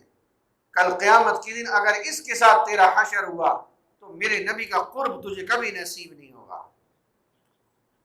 اور یہ کہتا ہے کہ مردوں کی امامت عورت کرا سکتی ہے۔ ایک نیا فتنہ اور شوشہ چھوڑا، اور یہ کہتا ہے کہ موسیقی جائز ہے۔ اشراق فروری 2008، گانا بجانا جائز ہے۔ اور میرے نبی کیا فرما رہے ہیں؟ الغنا ينبت النفاق في القلب كما ينبت الماء الزرع۔ گانا بجانا ایمان، یہ دل میں گانا بجانا یہ دل میں کفر کو، نفاق کو، ایمان سے دوری کو اس طرح پیدا کرتا ہے جس طرح پانی کھیتی کو اگاتا ہے۔ یہ میں نے جاوید غامدی کے آپ کو نظریات سنائے۔ اس شخص سے بچیں، ہر چمکیلی چیز سونا نہیں ہوتی۔ تحریروں کو، 4 تحریروں کو پڑھ کے میرا نوجوان مر مٹتا ہے کہ بہت اچھا لکھتا ہے۔ ایمان بچاؤ، ہم نے تو حجت کر دی۔ دوسرا شخص گوہر شاہی، آپ کے رحیم ارخان بھی اس سے متاثر ہے۔ اس نے کہا کہ میں مہدی ہوں۔ ریاض احمد گوہر شاہی فضل حسین، اس کی جماعت کا نام انجمن سرفروشان اسلام۔ یہ پہلے ویلڈر تھا، ویلڈنگ کرتا تھا، جس طرح مرزا قادیانی کچہری میں منشی تھا۔ یہ لوگ ایسے لوگوں کو چھانتے ہیں، پھر ان کی پالش کرتے ہیں، پھر اپنے مقاصد میں استعمال کرتے ہیں۔ اس کا مرکز کوٹری ہے، کوٹری خورشید کالونی، کوٹری حیدرآباد کے ساتھ۔ اور یہ کہتا ہے کہ جو محمد رسول اللہ مجھے بتاتے ہیں میں وہی آگے بتاتا ہوں۔ نعوذ باللہ۔ یہ وہ نظریات ہیں جس کی وجہ سے اس کو سزا ہو چکی ہے۔ ہماری جماعت عالمی مجلس تحفظ ختم نبوت نے اس کے خلاف کیس لڑے، اور اس کو دہشت گردی کوٹ اور بڑی کورٹوں سے، عدالتوں سے سزائیں دلوائیں۔ اب اصولاً تو ان پہ بین ہونا چاہیے تھا کہ کہیں دفتر نہ کھولتے، کیونکہ عدالتیں سزائیں دے چکی ہیں۔ لیکن ہمارے رحیم ارخان بھی کھلا ہوا ہے، عباسیہ ٹاؤن صدیق اکبر بلاک میں وہ مشتاق اور پتہ نہیں ارسلان سائیکل والے، اقبال نگر اڈے پہ دکان ہے، وہ لوگ اس کے بڑے بنے ہوئے ہیں۔ ظفر آباد کالونی میں بھی اس کے 1-2 ماننے والے بیٹھے ہوئے ہیں۔ اب مجھے آپ بتائیں، جن کے اسٹیکر پہ کلمہ لکھا ہو لا الہ الا اللہ ریاض احمد گوہر شاہی، یہ مسلمان ہو سکتا ہے؟ اور یہ کہتا ہے کہ درست ہے۔ یہ وہ کفریہ عبارتیں جس کی وجہ سے اس کو سزائیں دی گئی، اور یہ کہتا ہے نماز، روزہ، حج، زکوٰۃ کچھ نہیں، اس میں کوئی روایت نہیں، روحانیت نہیں ہے، ذکر کرو۔ تعجب یہ ہے اس کو بھی ماننے والے مل گئے۔ شاہی روڈ پہ ان کا دفتر ہوتا تھا 90-92 میں، پھر ان لوگوں نے دفتر بنایا 106 چک میں، پھر ان لوگوں نے اپنا اڈا جمایا عیسیٰ کالونی میں۔ الحمدللہ آپ کی ختم نبوت جماعت نے ان کو ٹکنے نہیں دیا۔ پھر یہ عباسیہ ٹاؤن آج جا کے کھڑے ہیں، چھپ کے کام کرتے ہیں، اور کہتے ہیں نہ نماز، نہ روزہ، نہ حج، نہ زکوٰۃ، ذکر کرو سیدھے جنت میں۔ اور میرا نوجوان اس پہ بڑا خوش ہوتا ہے کہ یہ والے جو مولوی صاحب ہیں یہ 20 دن کورس کروا کے کہتے ہیں کہ نماز بھی پڑھو، روزہ بھی رکھو، حج بھی کرو، زکوٰۃ بھی دو، صدقے بھی دو، تہجد بھی پڑھو، ذکر استغفار بھی کرو، پھر بھی امید رکھو کہ اللہ جنت میں لے جائیں گے، اور وہ کہتا ہے کچھ نہ کرو، ذکر کرو، ڈائریکٹ جنت میں۔ لا محالہ نوجوان تو اس کی سنے گا۔ یہ ہے ریاض گور شاہی۔ اب میں آپ سے پوچھتا ہوں، حضرت مہدی کا پورے گھنٹے کا مضمون یہاں گزرا، حدیث میں آتا ہے مہدی کا نام میرے نام جیسا ہوگا، اس کا نام محمد ہوگا، اس کا نام ریاض احمد ہے، یہ مہدی بن گیا؟ بولتے نہیں؟ حدیث میں آتا ہے جو مہدی آنا ہے اس کے والد کا نام عبداللہ ہوگا، اس کے باپ کا نام فضل حسین ہے، یہ بن گیا؟ ماننے والے مان رہے ہیں۔ اب ان کو اس پیغام پہنچانا ہماری ڈیوٹی ہے، اور اس نوجوان نسل کا ایمان بچانا اس اسلامک اسٹیٹ کی بھی ذمہ داری ہے۔ ان کو بتائیں کہ یہ غلط لوگ ہیں، اور یہ کہتا ہے کہ میری تصویر حجر اسود میں نظر آتی تھی، اب اس کے اوپر جان بوجھ کے رنگ پھیر دیا گیا، اور یہ کہتا ہے کہ میری تصویر جو ہے وہ چاند پر نظر آتی تھی۔ بھئی اگر چاند پہ نظر آ بھی گئی تو پھر کیا ہوا؟ کیا اللہ کے نبی نے فرمایا تھا جس کی تصویر چاند میں نظر آئے وہ مہدی ہے؟ عجیب احمق قوم ہے۔ آپ 6 دفعہ اس چاند کو دیکھو گے، آپ قسم اٹھاؤ گے یہ تو میری تصویر لگ رہی ہے، یہ تو تخیل ہے۔ یہ ریاض گوہر شاہی کی آپ تصویر دیکھیں آپ حیران ہو جائیں گے، عجیب احمق انسان ہے، لوگوں کو گمراہ کر رہا ہے، اور یہ کہتا ہے اس کی کتاب ہے یادگار لمحات، اللہ کے ہاتھ میں حضرت علی کی انگوٹھی ہے، اور اس کے بارے میں لندن کے اخبار جنگ نے لکھا کہ 3 رکنی وفد ملا اس کو، اور $1 بلین سالانہ اب اس کو ریاض گوہر شاہی کو امداد دی جائے گی۔ یہ ہے باطل۔ جس نے کبھی جہاز کا پر نہیں دیکھا وہ فراز پہ آسیہ پہنچ گئی، اور سلمان رشدی امریکی صدر سے بیٹھ کے گپیں لگا رہا ہے، اور جتنے ملعون وہ تسلیمہ نسرین بنگلہ دیش کی اس نے بڑی بکواس کی میرے نبی کی شان میں، وہ آج سرکاری مہمان بن کے بیٹھی ہوئی ہے۔ جو اسلام کے خلاف چلتا ہے فوراً اس کی پشت پہ آ جاتے ہیں۔ اور اب یہ تازہ مسئلہ سنیں، 5-6 دن پہلے یورپی پارلیمنٹ نے کہا ہے 600 ووٹ کے ساتھ 6 ووٹ مخالفت میں پڑے، 580-90 ووٹ موافقت پڑے، کہ جو پاکستان میں ناموس رسالت کا قانون ہے اس کو ختم کیا جائے، اور جو فلاں تو عیسائی جیلوں میں ہیں توہین رسالت کے قانون میں ان کو چھوڑا جائے، ورنہ جو پاکستان کا تجارتی معاملہ یورپ کے ساتھ وہ خطرے میں پڑ سکتا ہے، اور ہم روٹی کی خاطر اپنے نبی کی عزت کو داؤ پہ لگانے کے لیے تیار بیٹھے ہوتے ہیں۔ انا للہ و انا الیہ راجعون۔ میرے نبی نے فرمایا تھا ایک زمانہ آئے گا جو قبر کے اندر ہے وہ قبر کے اوپر والے سے بہتر ہوگا، جو مر گئے وہ چلے گئے، میرے نبی کی عزت کے سودے ہو رہے ہیں، اور ہم چپ ہیں، ہم کچھ نہیں کر سک رہے، وہ ہم سے حکمن کہہ رہے قانون ختم کرو۔ انا للہ و انا الیہ راجعون۔ یہ ریاض گوہر شاہی انبیاء کی توہین کر رہا ہے، یہ کہتا ہے کہ آدم علیہ السلام میں نعوذ باللہ حسد اور شرارت کا مادہ تھا، یہ وہ گوہر شاہی ہیں، اور میں نے بتایا کہ پاکستان کی عدالتوں نے اس کے خلاف فیصلے دیے ہوئے۔ ایمان بچاؤ۔ ایک نام الہدا انٹرنیشنل کا ہے، اور میری خواتین میری مائیں بہنیں بھی وہاں کثرت سے جاتی ہیں، لا علمی ہے بیچاروں کو، فرحت نسیم ہاشمی، میں نے اس کا انٹرویو خود سنا جب اس سے پوچھا گیا کہ آپ نے کینیڈا میں یہودیوں سے پڑھا اسلام کو، مصر سے پڑھ لیتی جامعہ ازہر سے، کہنے لگی میرا داخلہ پہلے ادھر ہو گیا تھا۔ اس کو کہتے ہیں مستشرقین، جن کا مقصد اسلام کو کھوکھلا کرنا ہے، نام چمکیلا اور ظاہر کا ہوگا، میری کوئی ذاتی عناد نہیں ہے۔ آئیے سنیے کہاں کہاں سے گمراہ ہو جا رہے ہیں۔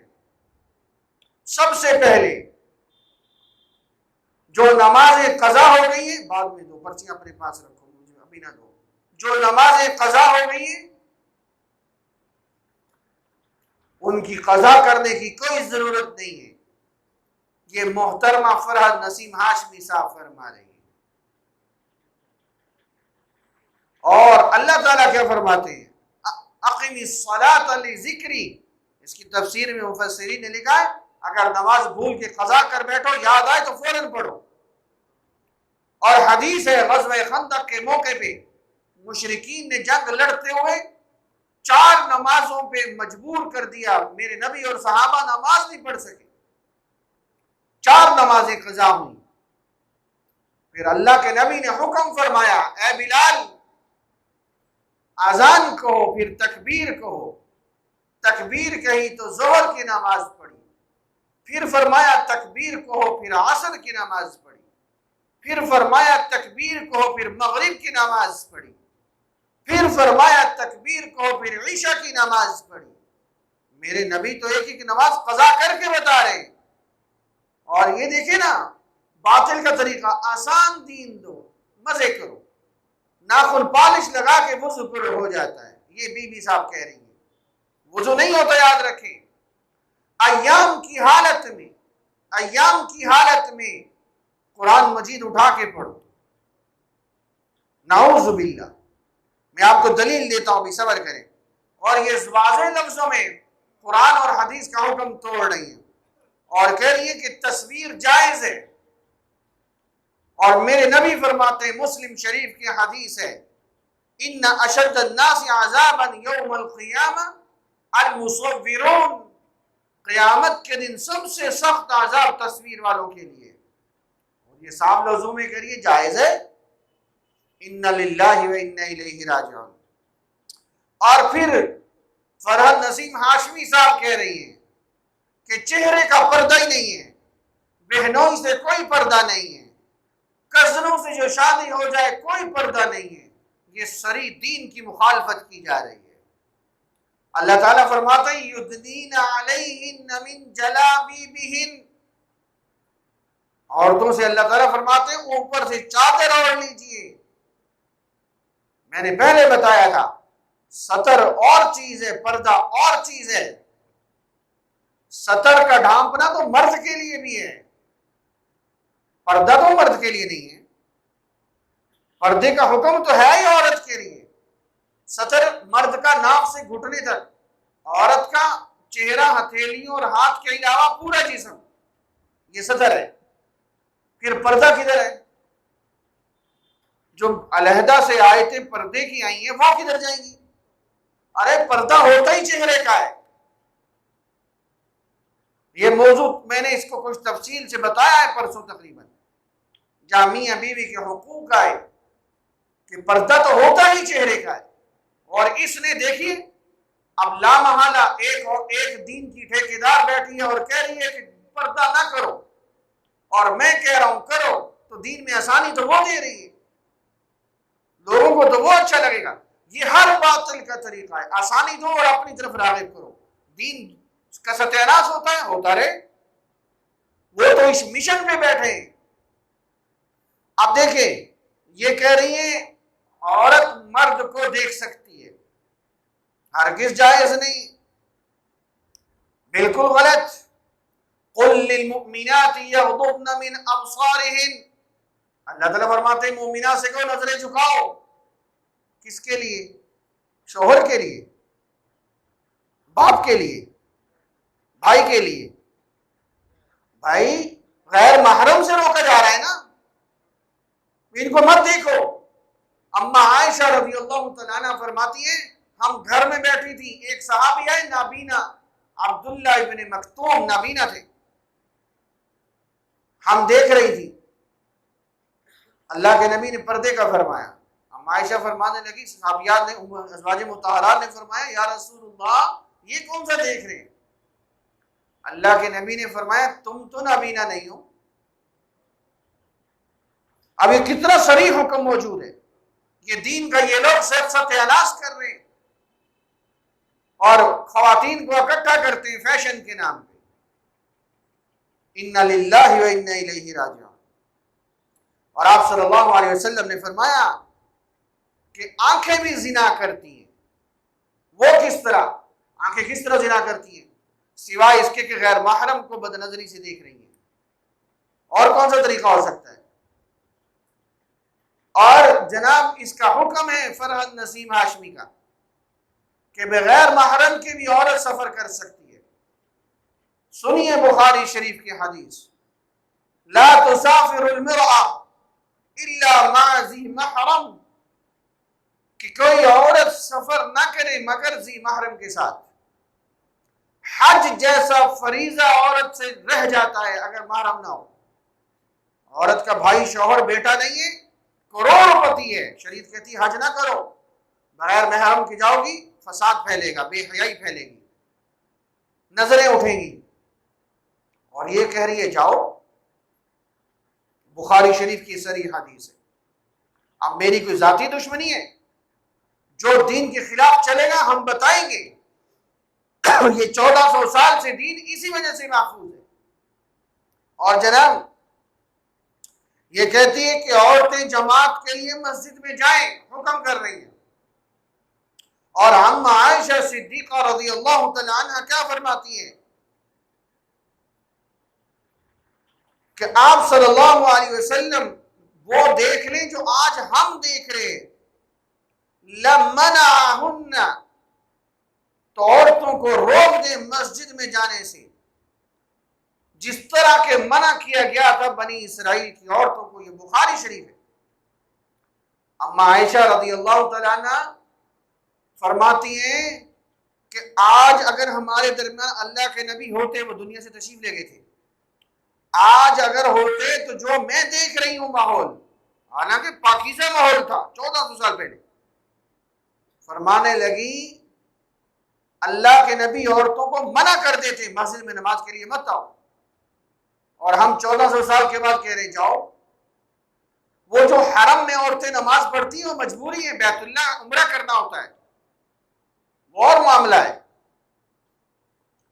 اور آپ صلی اللہ علیہ وسلم ام سعدیہ رضی اللہ تعالیٰ عنہ سے فرماتے ہیں، آپ نے فرمایا وہ نماز تم مسجد کی بجائے گھر میں پڑھو زیادہ افضل ہے۔ اللہ کے نبی خود امام ہیں، فرمایا مسجد کی بجائے گھر پڑھو، اور گھر میں صحن کی بجائے برآمدے میں پڑھو وہ افضل ہے، اور جو برآمدے کی جگہ کمرے میں پڑھو وہ زیادہ افضل ہے۔ عورت جتنی پردے میں جائے گی اتنی پسندیدہ ہے، اور یہ نیا فتنہ کھڑا کیا جا رہا ہے۔ اور جناب ان کا حکم ہے فرحت نسیم ہاشمی صاحب کا، حائضہ عورت قرآن پڑھ سکتی ہے۔ انا للہ و انا الیہ راجعون۔ قرآن مجید میں اللہ تعالیٰ فرماتے ہیں لا یمسہ الا المطہرون، پاک ہاتھ صرف اس کو اٹھائیں، منع ہے، ناپاک نہ اٹھائیں۔ اور آپ صلی اللہ علیہ وسلم نے فرمایا لا تقرأ الحائض ولا الجنب شیئا من القرآن، اگر کوئی جنبی ہے غسل فرض ہے، حائضہ عورت ہے، قرآن کو ہرگز تلاوت بھی نہ کرے، منع کر رہے ہیں آپ صلی اللہ علیہ وسلم۔ اور یہ کہیں اٹھا کے پڑھ سکتے ہو۔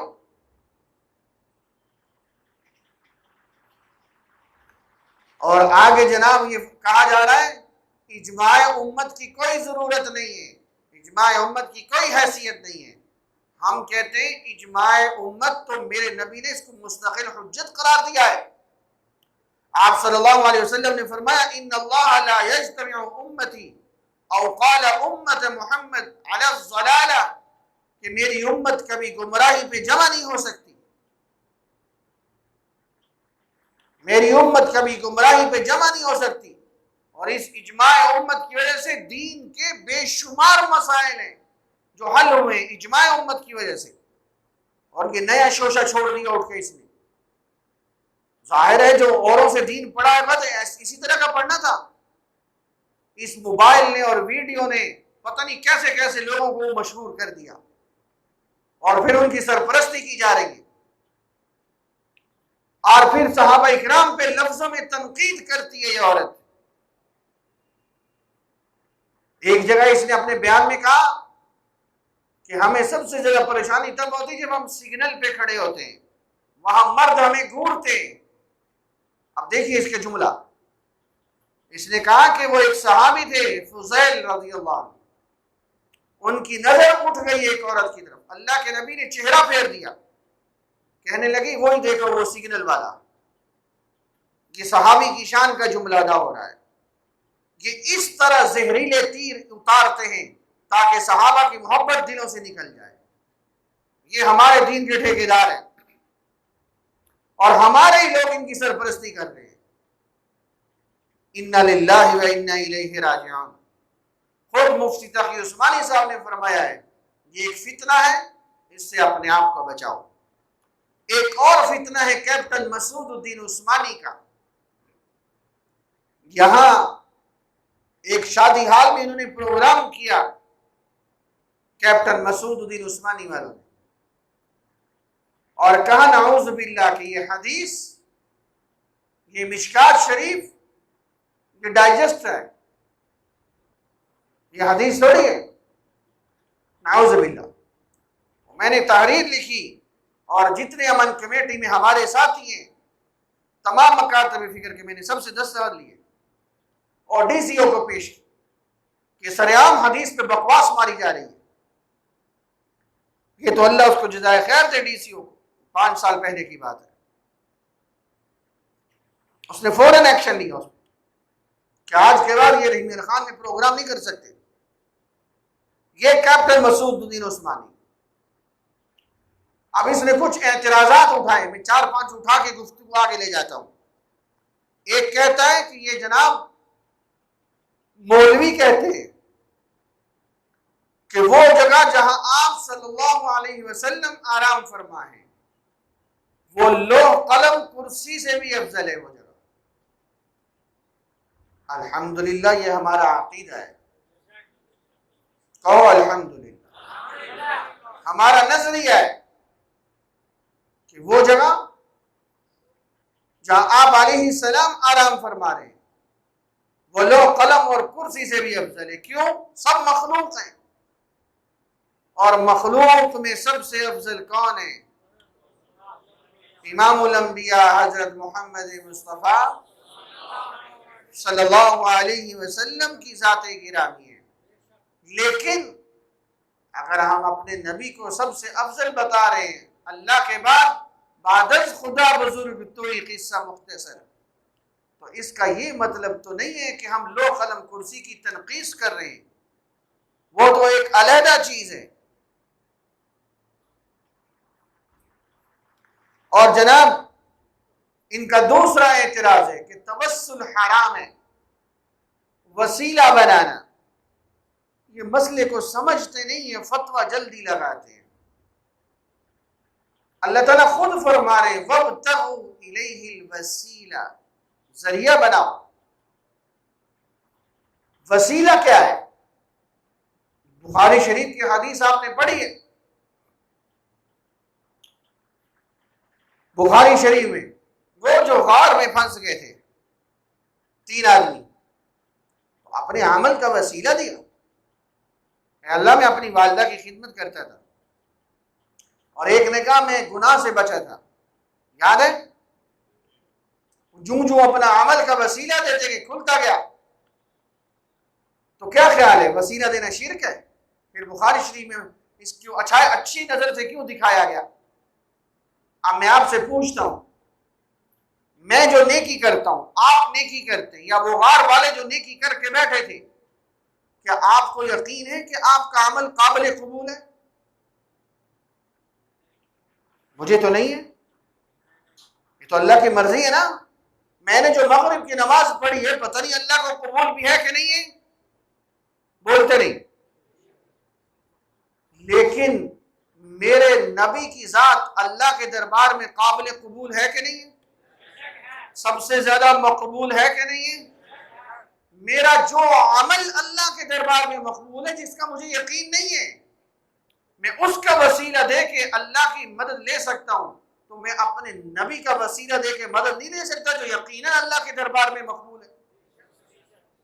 یہ کیا کرتے ہو؟ اس میں شرک کدھر ہے؟ مانگ تو میں اللہ سے رہا ہوں، شرک کدھر ہے؟ شرک کی مشین چلائی ہوئی ہے ہر جگہ، میں مانگ اللہ سے رہا ہوں اور میں وسیلے سے مانگوں، اللہ تعالیٰ مجبور نہیں ہے کہ ضرور مانے، پھر بھی اللہ کی مرضی ہے، یہ بھی میرا عقیدہ ہے، اور یہ میں یہاں عقائد کے باب میں تفصیل سے بتا چکا ہوں، لیکن اتنا ضرور ہے شرک یہ وسیلے سے قبولیت کے نمبر بڑھ جاتے ہیں، قبول ہونے کے چانس زیادہ بڑھ جاتے ہیں۔ اور یہ دیکھیے قرآن مجید میں وَكَانُوا مِن قَبْلُ يَسْتَفْتِحُونَ عَلَى الَّذِينَ كَفَرُوا، ابھی اللہ کے نبی دنیا میں تشریف نہیں لائے تھے، یہودی میرے نبی کا وسیلہ دے کر اللہ سے جنگ میں فتح مانگتے تھے، اللہ فتح عطا فرماتے تھے۔ قرآن مجید ہے کہ اللہ تیری ایک مقبول ہستی نے آنا ہے، اس کا وسیلہ، بھائی مانگ تو اللہ سے رہے نا، پتہ نہیں شرک کیسے بن جاتا ہے ایک دم سے۔ اور جناب ان کا ایک اعتراض یہ ہے، توجہ سمجھیں، ان کا ایک اعتراض یہ ہے کہ روضہ رسول پہ جا کے یہ جو اللہ کے نبی سے درخواست کرنا، استغفار کی، یہ جائز نہیں ہے۔ بھائی اس طرح نہیں ہے، ہم کہتے ہیں یہ 100% درست ہے۔ مفتی محمد شفیع صاحب رحمۃ اللہ علیہ، مفتی تقی عثمانی صاحب کے والد، معارف القرآن اٹھاؤ، تفسیر ابن کثیر اٹھاؤ، تفسیر قرطبی اٹھاؤ، میں کوئی نئی بات نہیں کر رہا، قرآن مجید میں اللہ تعالیٰ فرماتے ہیں، توجہ، وَلَوْ أَنَّهُمْ إِذْ ظَلَمُوا أَنفُسَهُمْ، وہ لوگ جنہوں نے اپنی جانوں پہ ظلم کیا، جاؤکا، اے محمد عربی علیہ السلام آپ کے پاس آئے، فَاسْتَغْفَرُوا اللَّهَ، اور وہ اللہ سے استغفار کرے، وَاسْتَغْفَرَ لَهُمُ الرَّسُولُ، اور رسول بھی ان کے لیے استغفار کر دیں، لَوَجَدُوا اللَّهَ تَوَّابًا، اللہ ان کی توبہ قبول فرما لے۔ یہ مفسرین نے لکھا ہے میرے بھائی، اور یہ حکم آج بھی باقی ہے۔ مفسرین نے لکھا ہے جب قبر پہ جاؤ تو یہ آیت پڑھو اور کہو، اے اللہ کے نبی، اپنی زبان میں کہو، اے اللہ کے نبی، وَلَوْ أَنَّهُمْ إِذْ ظَلَمُوا أَنفُسَهُمْ، میں نے اپنی جان پہ ظلم کیا، میں نے گناہ کیا، میں اعتراف کر رہا ہوں اور میں استغفار کرتا ہوں، یا رسول اللہ آپ بھی میرے لیے استغفار فرما دیجیے۔ 100% درست ہے۔ یہ 1400 سال سے مفسرین لکھتے آ رہے ہیں کہ یہ حکم آج بھی باقی ہے، لیکن معاف کون کرتا ہے؟ اللہ۔ بولو بولو، کون کرتا ہے؟ تو شرک کہاں سے ہو گیا؟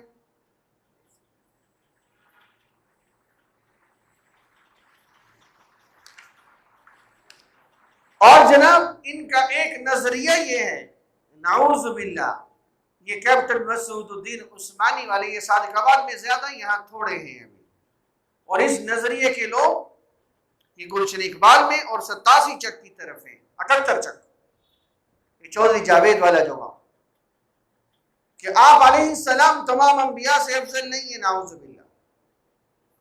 تمہیں کیا تکلیف ہے؟ میرا نظریہ ہے، اللہ کی قسم، کائنات میں میرے رب کے بعد سب سے افضل ہستی امام الانبیاء حضرت محمد مصطفیٰ صلی اللہ علیہ وسلم کی ہے۔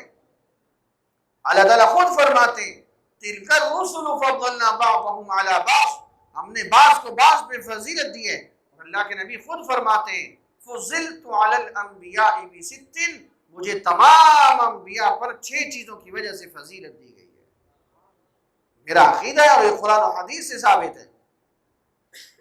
اور آپ صلی اللہ علیہ وسلم سے پوچھا گیا متا وجبت لکن نبوہ، قال، آپ علیہ السلام نے فرمایا آدم بین الروح والجسد، میرے لیے نبوت اس وقت ثابت ہو چکی تھی ابھی آدم علیہ السلام روح اور جسم کے درمیان میں تھے، ابھی ان کا پتلا نہیں بنا تھا۔ اور آپ علیہ السلام نے فرمایا انا قائد المرسلین، میں تمام انبیاء اور رسل کا قائد، یہ ہمارا عقیدہ ہے اور ہم اس پہ ذرہ برابر بھی پیچھے ہٹنے کو تیار نہیں ہیں۔ اور یہ کہتے ہیں کہ جناب یہ مسعودی والے کیپٹن، یہ اور لوگ بھی کہتے ہیں، فرحت نسیم ہاشمی والے بھی اور بھی کہتے ہیں، سنیں کہ مرد اور عورتوں کی نماز میں کوئی فرق نہیں ہے، مولوی ایسے ہی کہتے ہیں۔ سنیے، پہلا فرق شریعت کہتی ہے مرد کے لیے نماز مسجد میں بہتر ہے، عورت کے لیے بولو بولو بولو گھر میں، یہ مسند احمد کی حدیث ہے۔ مردوں کے لیے پہلی صف میں نماز بہتر ہے، عورتوں کے لیے آخری صف میں، بخاری شریف کی حدیث ہے۔ اگر کوئی نمازی کے آگے سے گزرے، مرد کا حکم ہے آواز سے بولے اونچا سبحان اللہ، آگے سے گزر رہا ہے آواز لگا دیتا کہ اس کو پتہ چلے نماز ہی کھڑا ہے۔ عورت کو حکم ہے یہ ہتھیلی پہ ہتھیلی مارے، زبان سے نہ بولے۔ مرد اور عورت کے نماز میں فرق نہیں ہے، بولے بولے۔ مرد کے لیے افضل ہے پگڑی پہن کے نماز پڑھے، عورت کے لیے بولو دوپٹہ پہن کے۔ جو کہتے ہیں کہ فرق نہیں ہے ان کی مائیوں نے کبھی پگڑی پہن کے نماز پڑھی ہوگی نہیں، بال لمبے ہو جائیں گے، ہوگی نہیں۔ ترمذی شریف کی حدیث ہے بغیر دوپٹے کے نماز پڑھے گی نماز ہی نہیں ہوگی۔ مرد ننگے سر نماز پڑھے تو مکروہ ہے، عورت پڑھے تو ہوگی نہیں، فرق ہے کہ نہیں؟ اور مرد عورتوں کا امام بن سکتا ہے، عورت مرد کے امام بن سکتی ہے؟ فرق تو ہے، خود فرق کر رہے سارے۔ اگر مرد امام بنے تو آگے کھڑا ہوتا ہے، عورت امام بنے جس طرح تراویح میں عورت مجبوراً پڑھاتی ہے تو وہ صف کے بیچ میں آدھا پاؤں آگے کھڑی ہوگی۔ مرد اور عورت کی نماز میں فرق ہے۔ مرد نماز پڑھے گا ٹخنے ننگے ہوں گے، عورت پڑھے گی تو ڈھکے ہوئے ہوں گے، عورت کے ٹخنے ننگے ہوں گے نماز ہی نہیں ہوگی۔ فرق ہے کہ نہیں؟ عجیب لوگ ہیں۔ مرد اذان بھی کہہ سکتا ہے، تکبیر بھی کہہ سکتی ہے، عورت کہہ سکتی ہے؟ نہیں کہہ سکتی، فرق ہے۔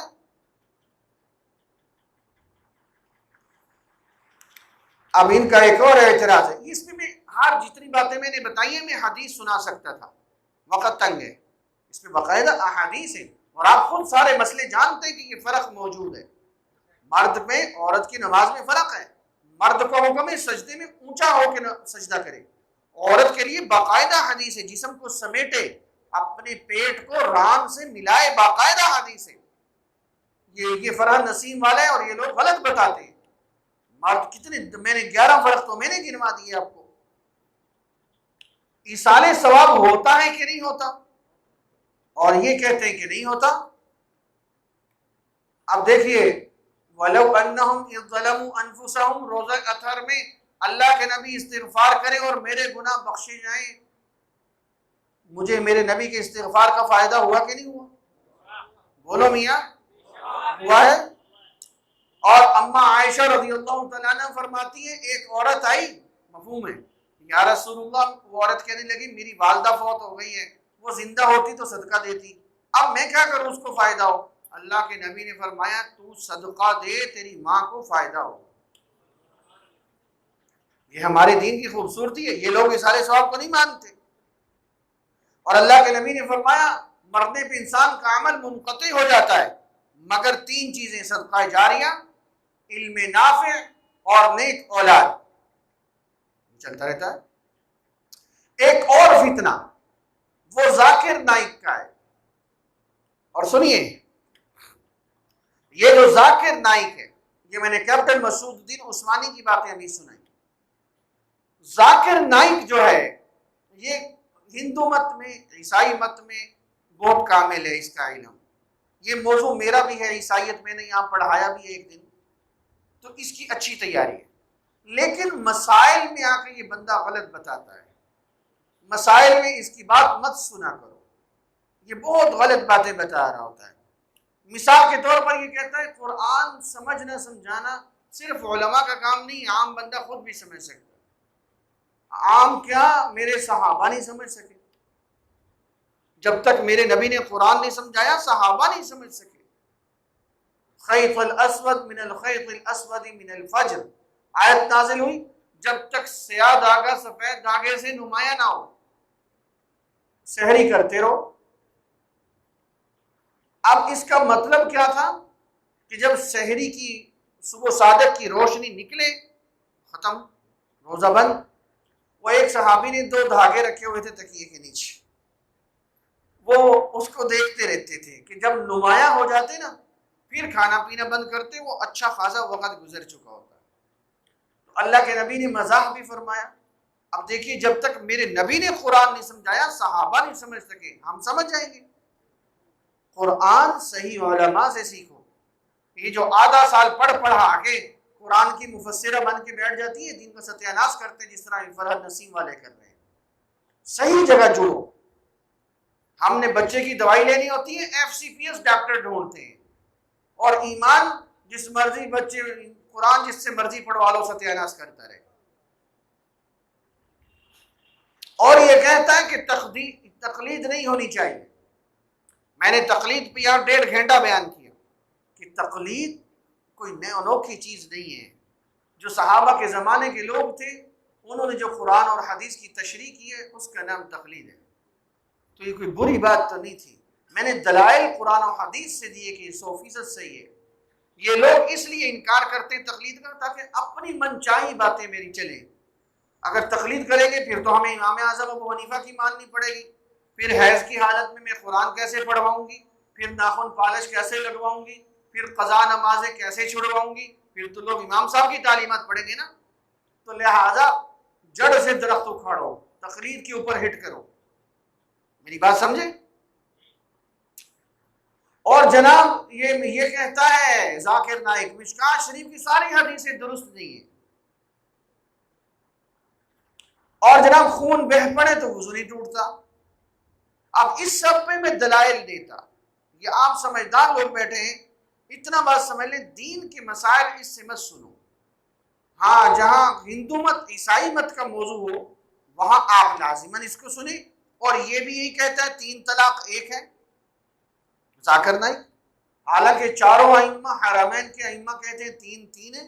اب بخاری شریف کی حدیث ہے النافع کان ابن عمر اذا سئل عمن طلق ثلاثا، اس شخص کے بارے میں جو 3 دفعہ طلاق دیتے جب ان سے پوچھا جاتا لو طلقت مرتا او مرتين، بخاری کی حدیث ہے کہ جس نے 1 طلاق دی یا 2 طلاق دی فإن النبي امرني بهذا، پھر ہمارے نبی یہ حکم کرتے تھے ای بالمراجعات، ہمارے نبی فرماتے تھے رجوع کر لو، اگر 1 طلاق ہے یا 2 طلاق، یہ میں آپ کو سمجھا چکا ہوں۔ فإن طلقها ثلاثا، اور اگر تیسری طلاق دی تو حرمت، پھر وہ حرام ہو جاتی ہے، حتی تنکح زوجا غیرہ، اب 3 طلاقیں دے دی ہیں، اب جب تک تم دوسری جگہ نکاح نہیں کرو گے نکاح نہیں ہو سکتا۔ اس میں 1 مجلس کی بات نہیں ہے، 1 دفعہ کی نہیں ہے، جب بھی ہو 3 طلاق ہو گئی وہ 3 ہے، یہ بخاری شریف کی واضح حدیث ہے۔ تو یہ میں نے آپ کے سامنے سنا دی۔ ایک اور فتنہ ہے زید حامد، میرا نوجوان بہت سنتا ہے، سنو اس کی کرتوت، ختم کر رہا ہوں، مختصر کر رہا ہوں۔ یہ زید زمان کے نام سے مشہور تھا۔ ہماری جماعت نے ایک جھوٹے نبوت کے دعوے دار پہ کیس کیا، جنگ لڑی باقاعدہ، یوسف کذاب، اس نے نبوت کا دعویٰ کیا تھا، یہ اس کا رائٹ ہینڈ تھا، یہ جو آج کل زید حامد بنا پھرتا ہے، وہ بھوری سی بلی آنکھیں چھوٹی چھوٹی داڑھی رکھی ہوتی ہے۔ یہ جو یوسف کذاب تھا 1997 میں اس کے خلاف کیس ہماری جماعت نے لڑا، مولانا محمد اسماعیل شجابادی اس کے مدعی تھے، عالمی مجلس ختم نبوت کی طرف سے۔ جیل میں سزا ہوئی، لیکن ابھی جیل میں تھا وہیں وہ مر گیا۔ اس نے ایک دفعہ لاہور کے ایک پروگرام میں کہا کہ وہاں پر اس کے 100 کے قریب ماننے والے موجود تھے یوسف کذاب، ان سے کہنے لگا تم سب میرے صحابی ہو، اور اس زید حامد کو کہنے لگا یہ ابو بکر صدیق ہے، نعوذ باللہ۔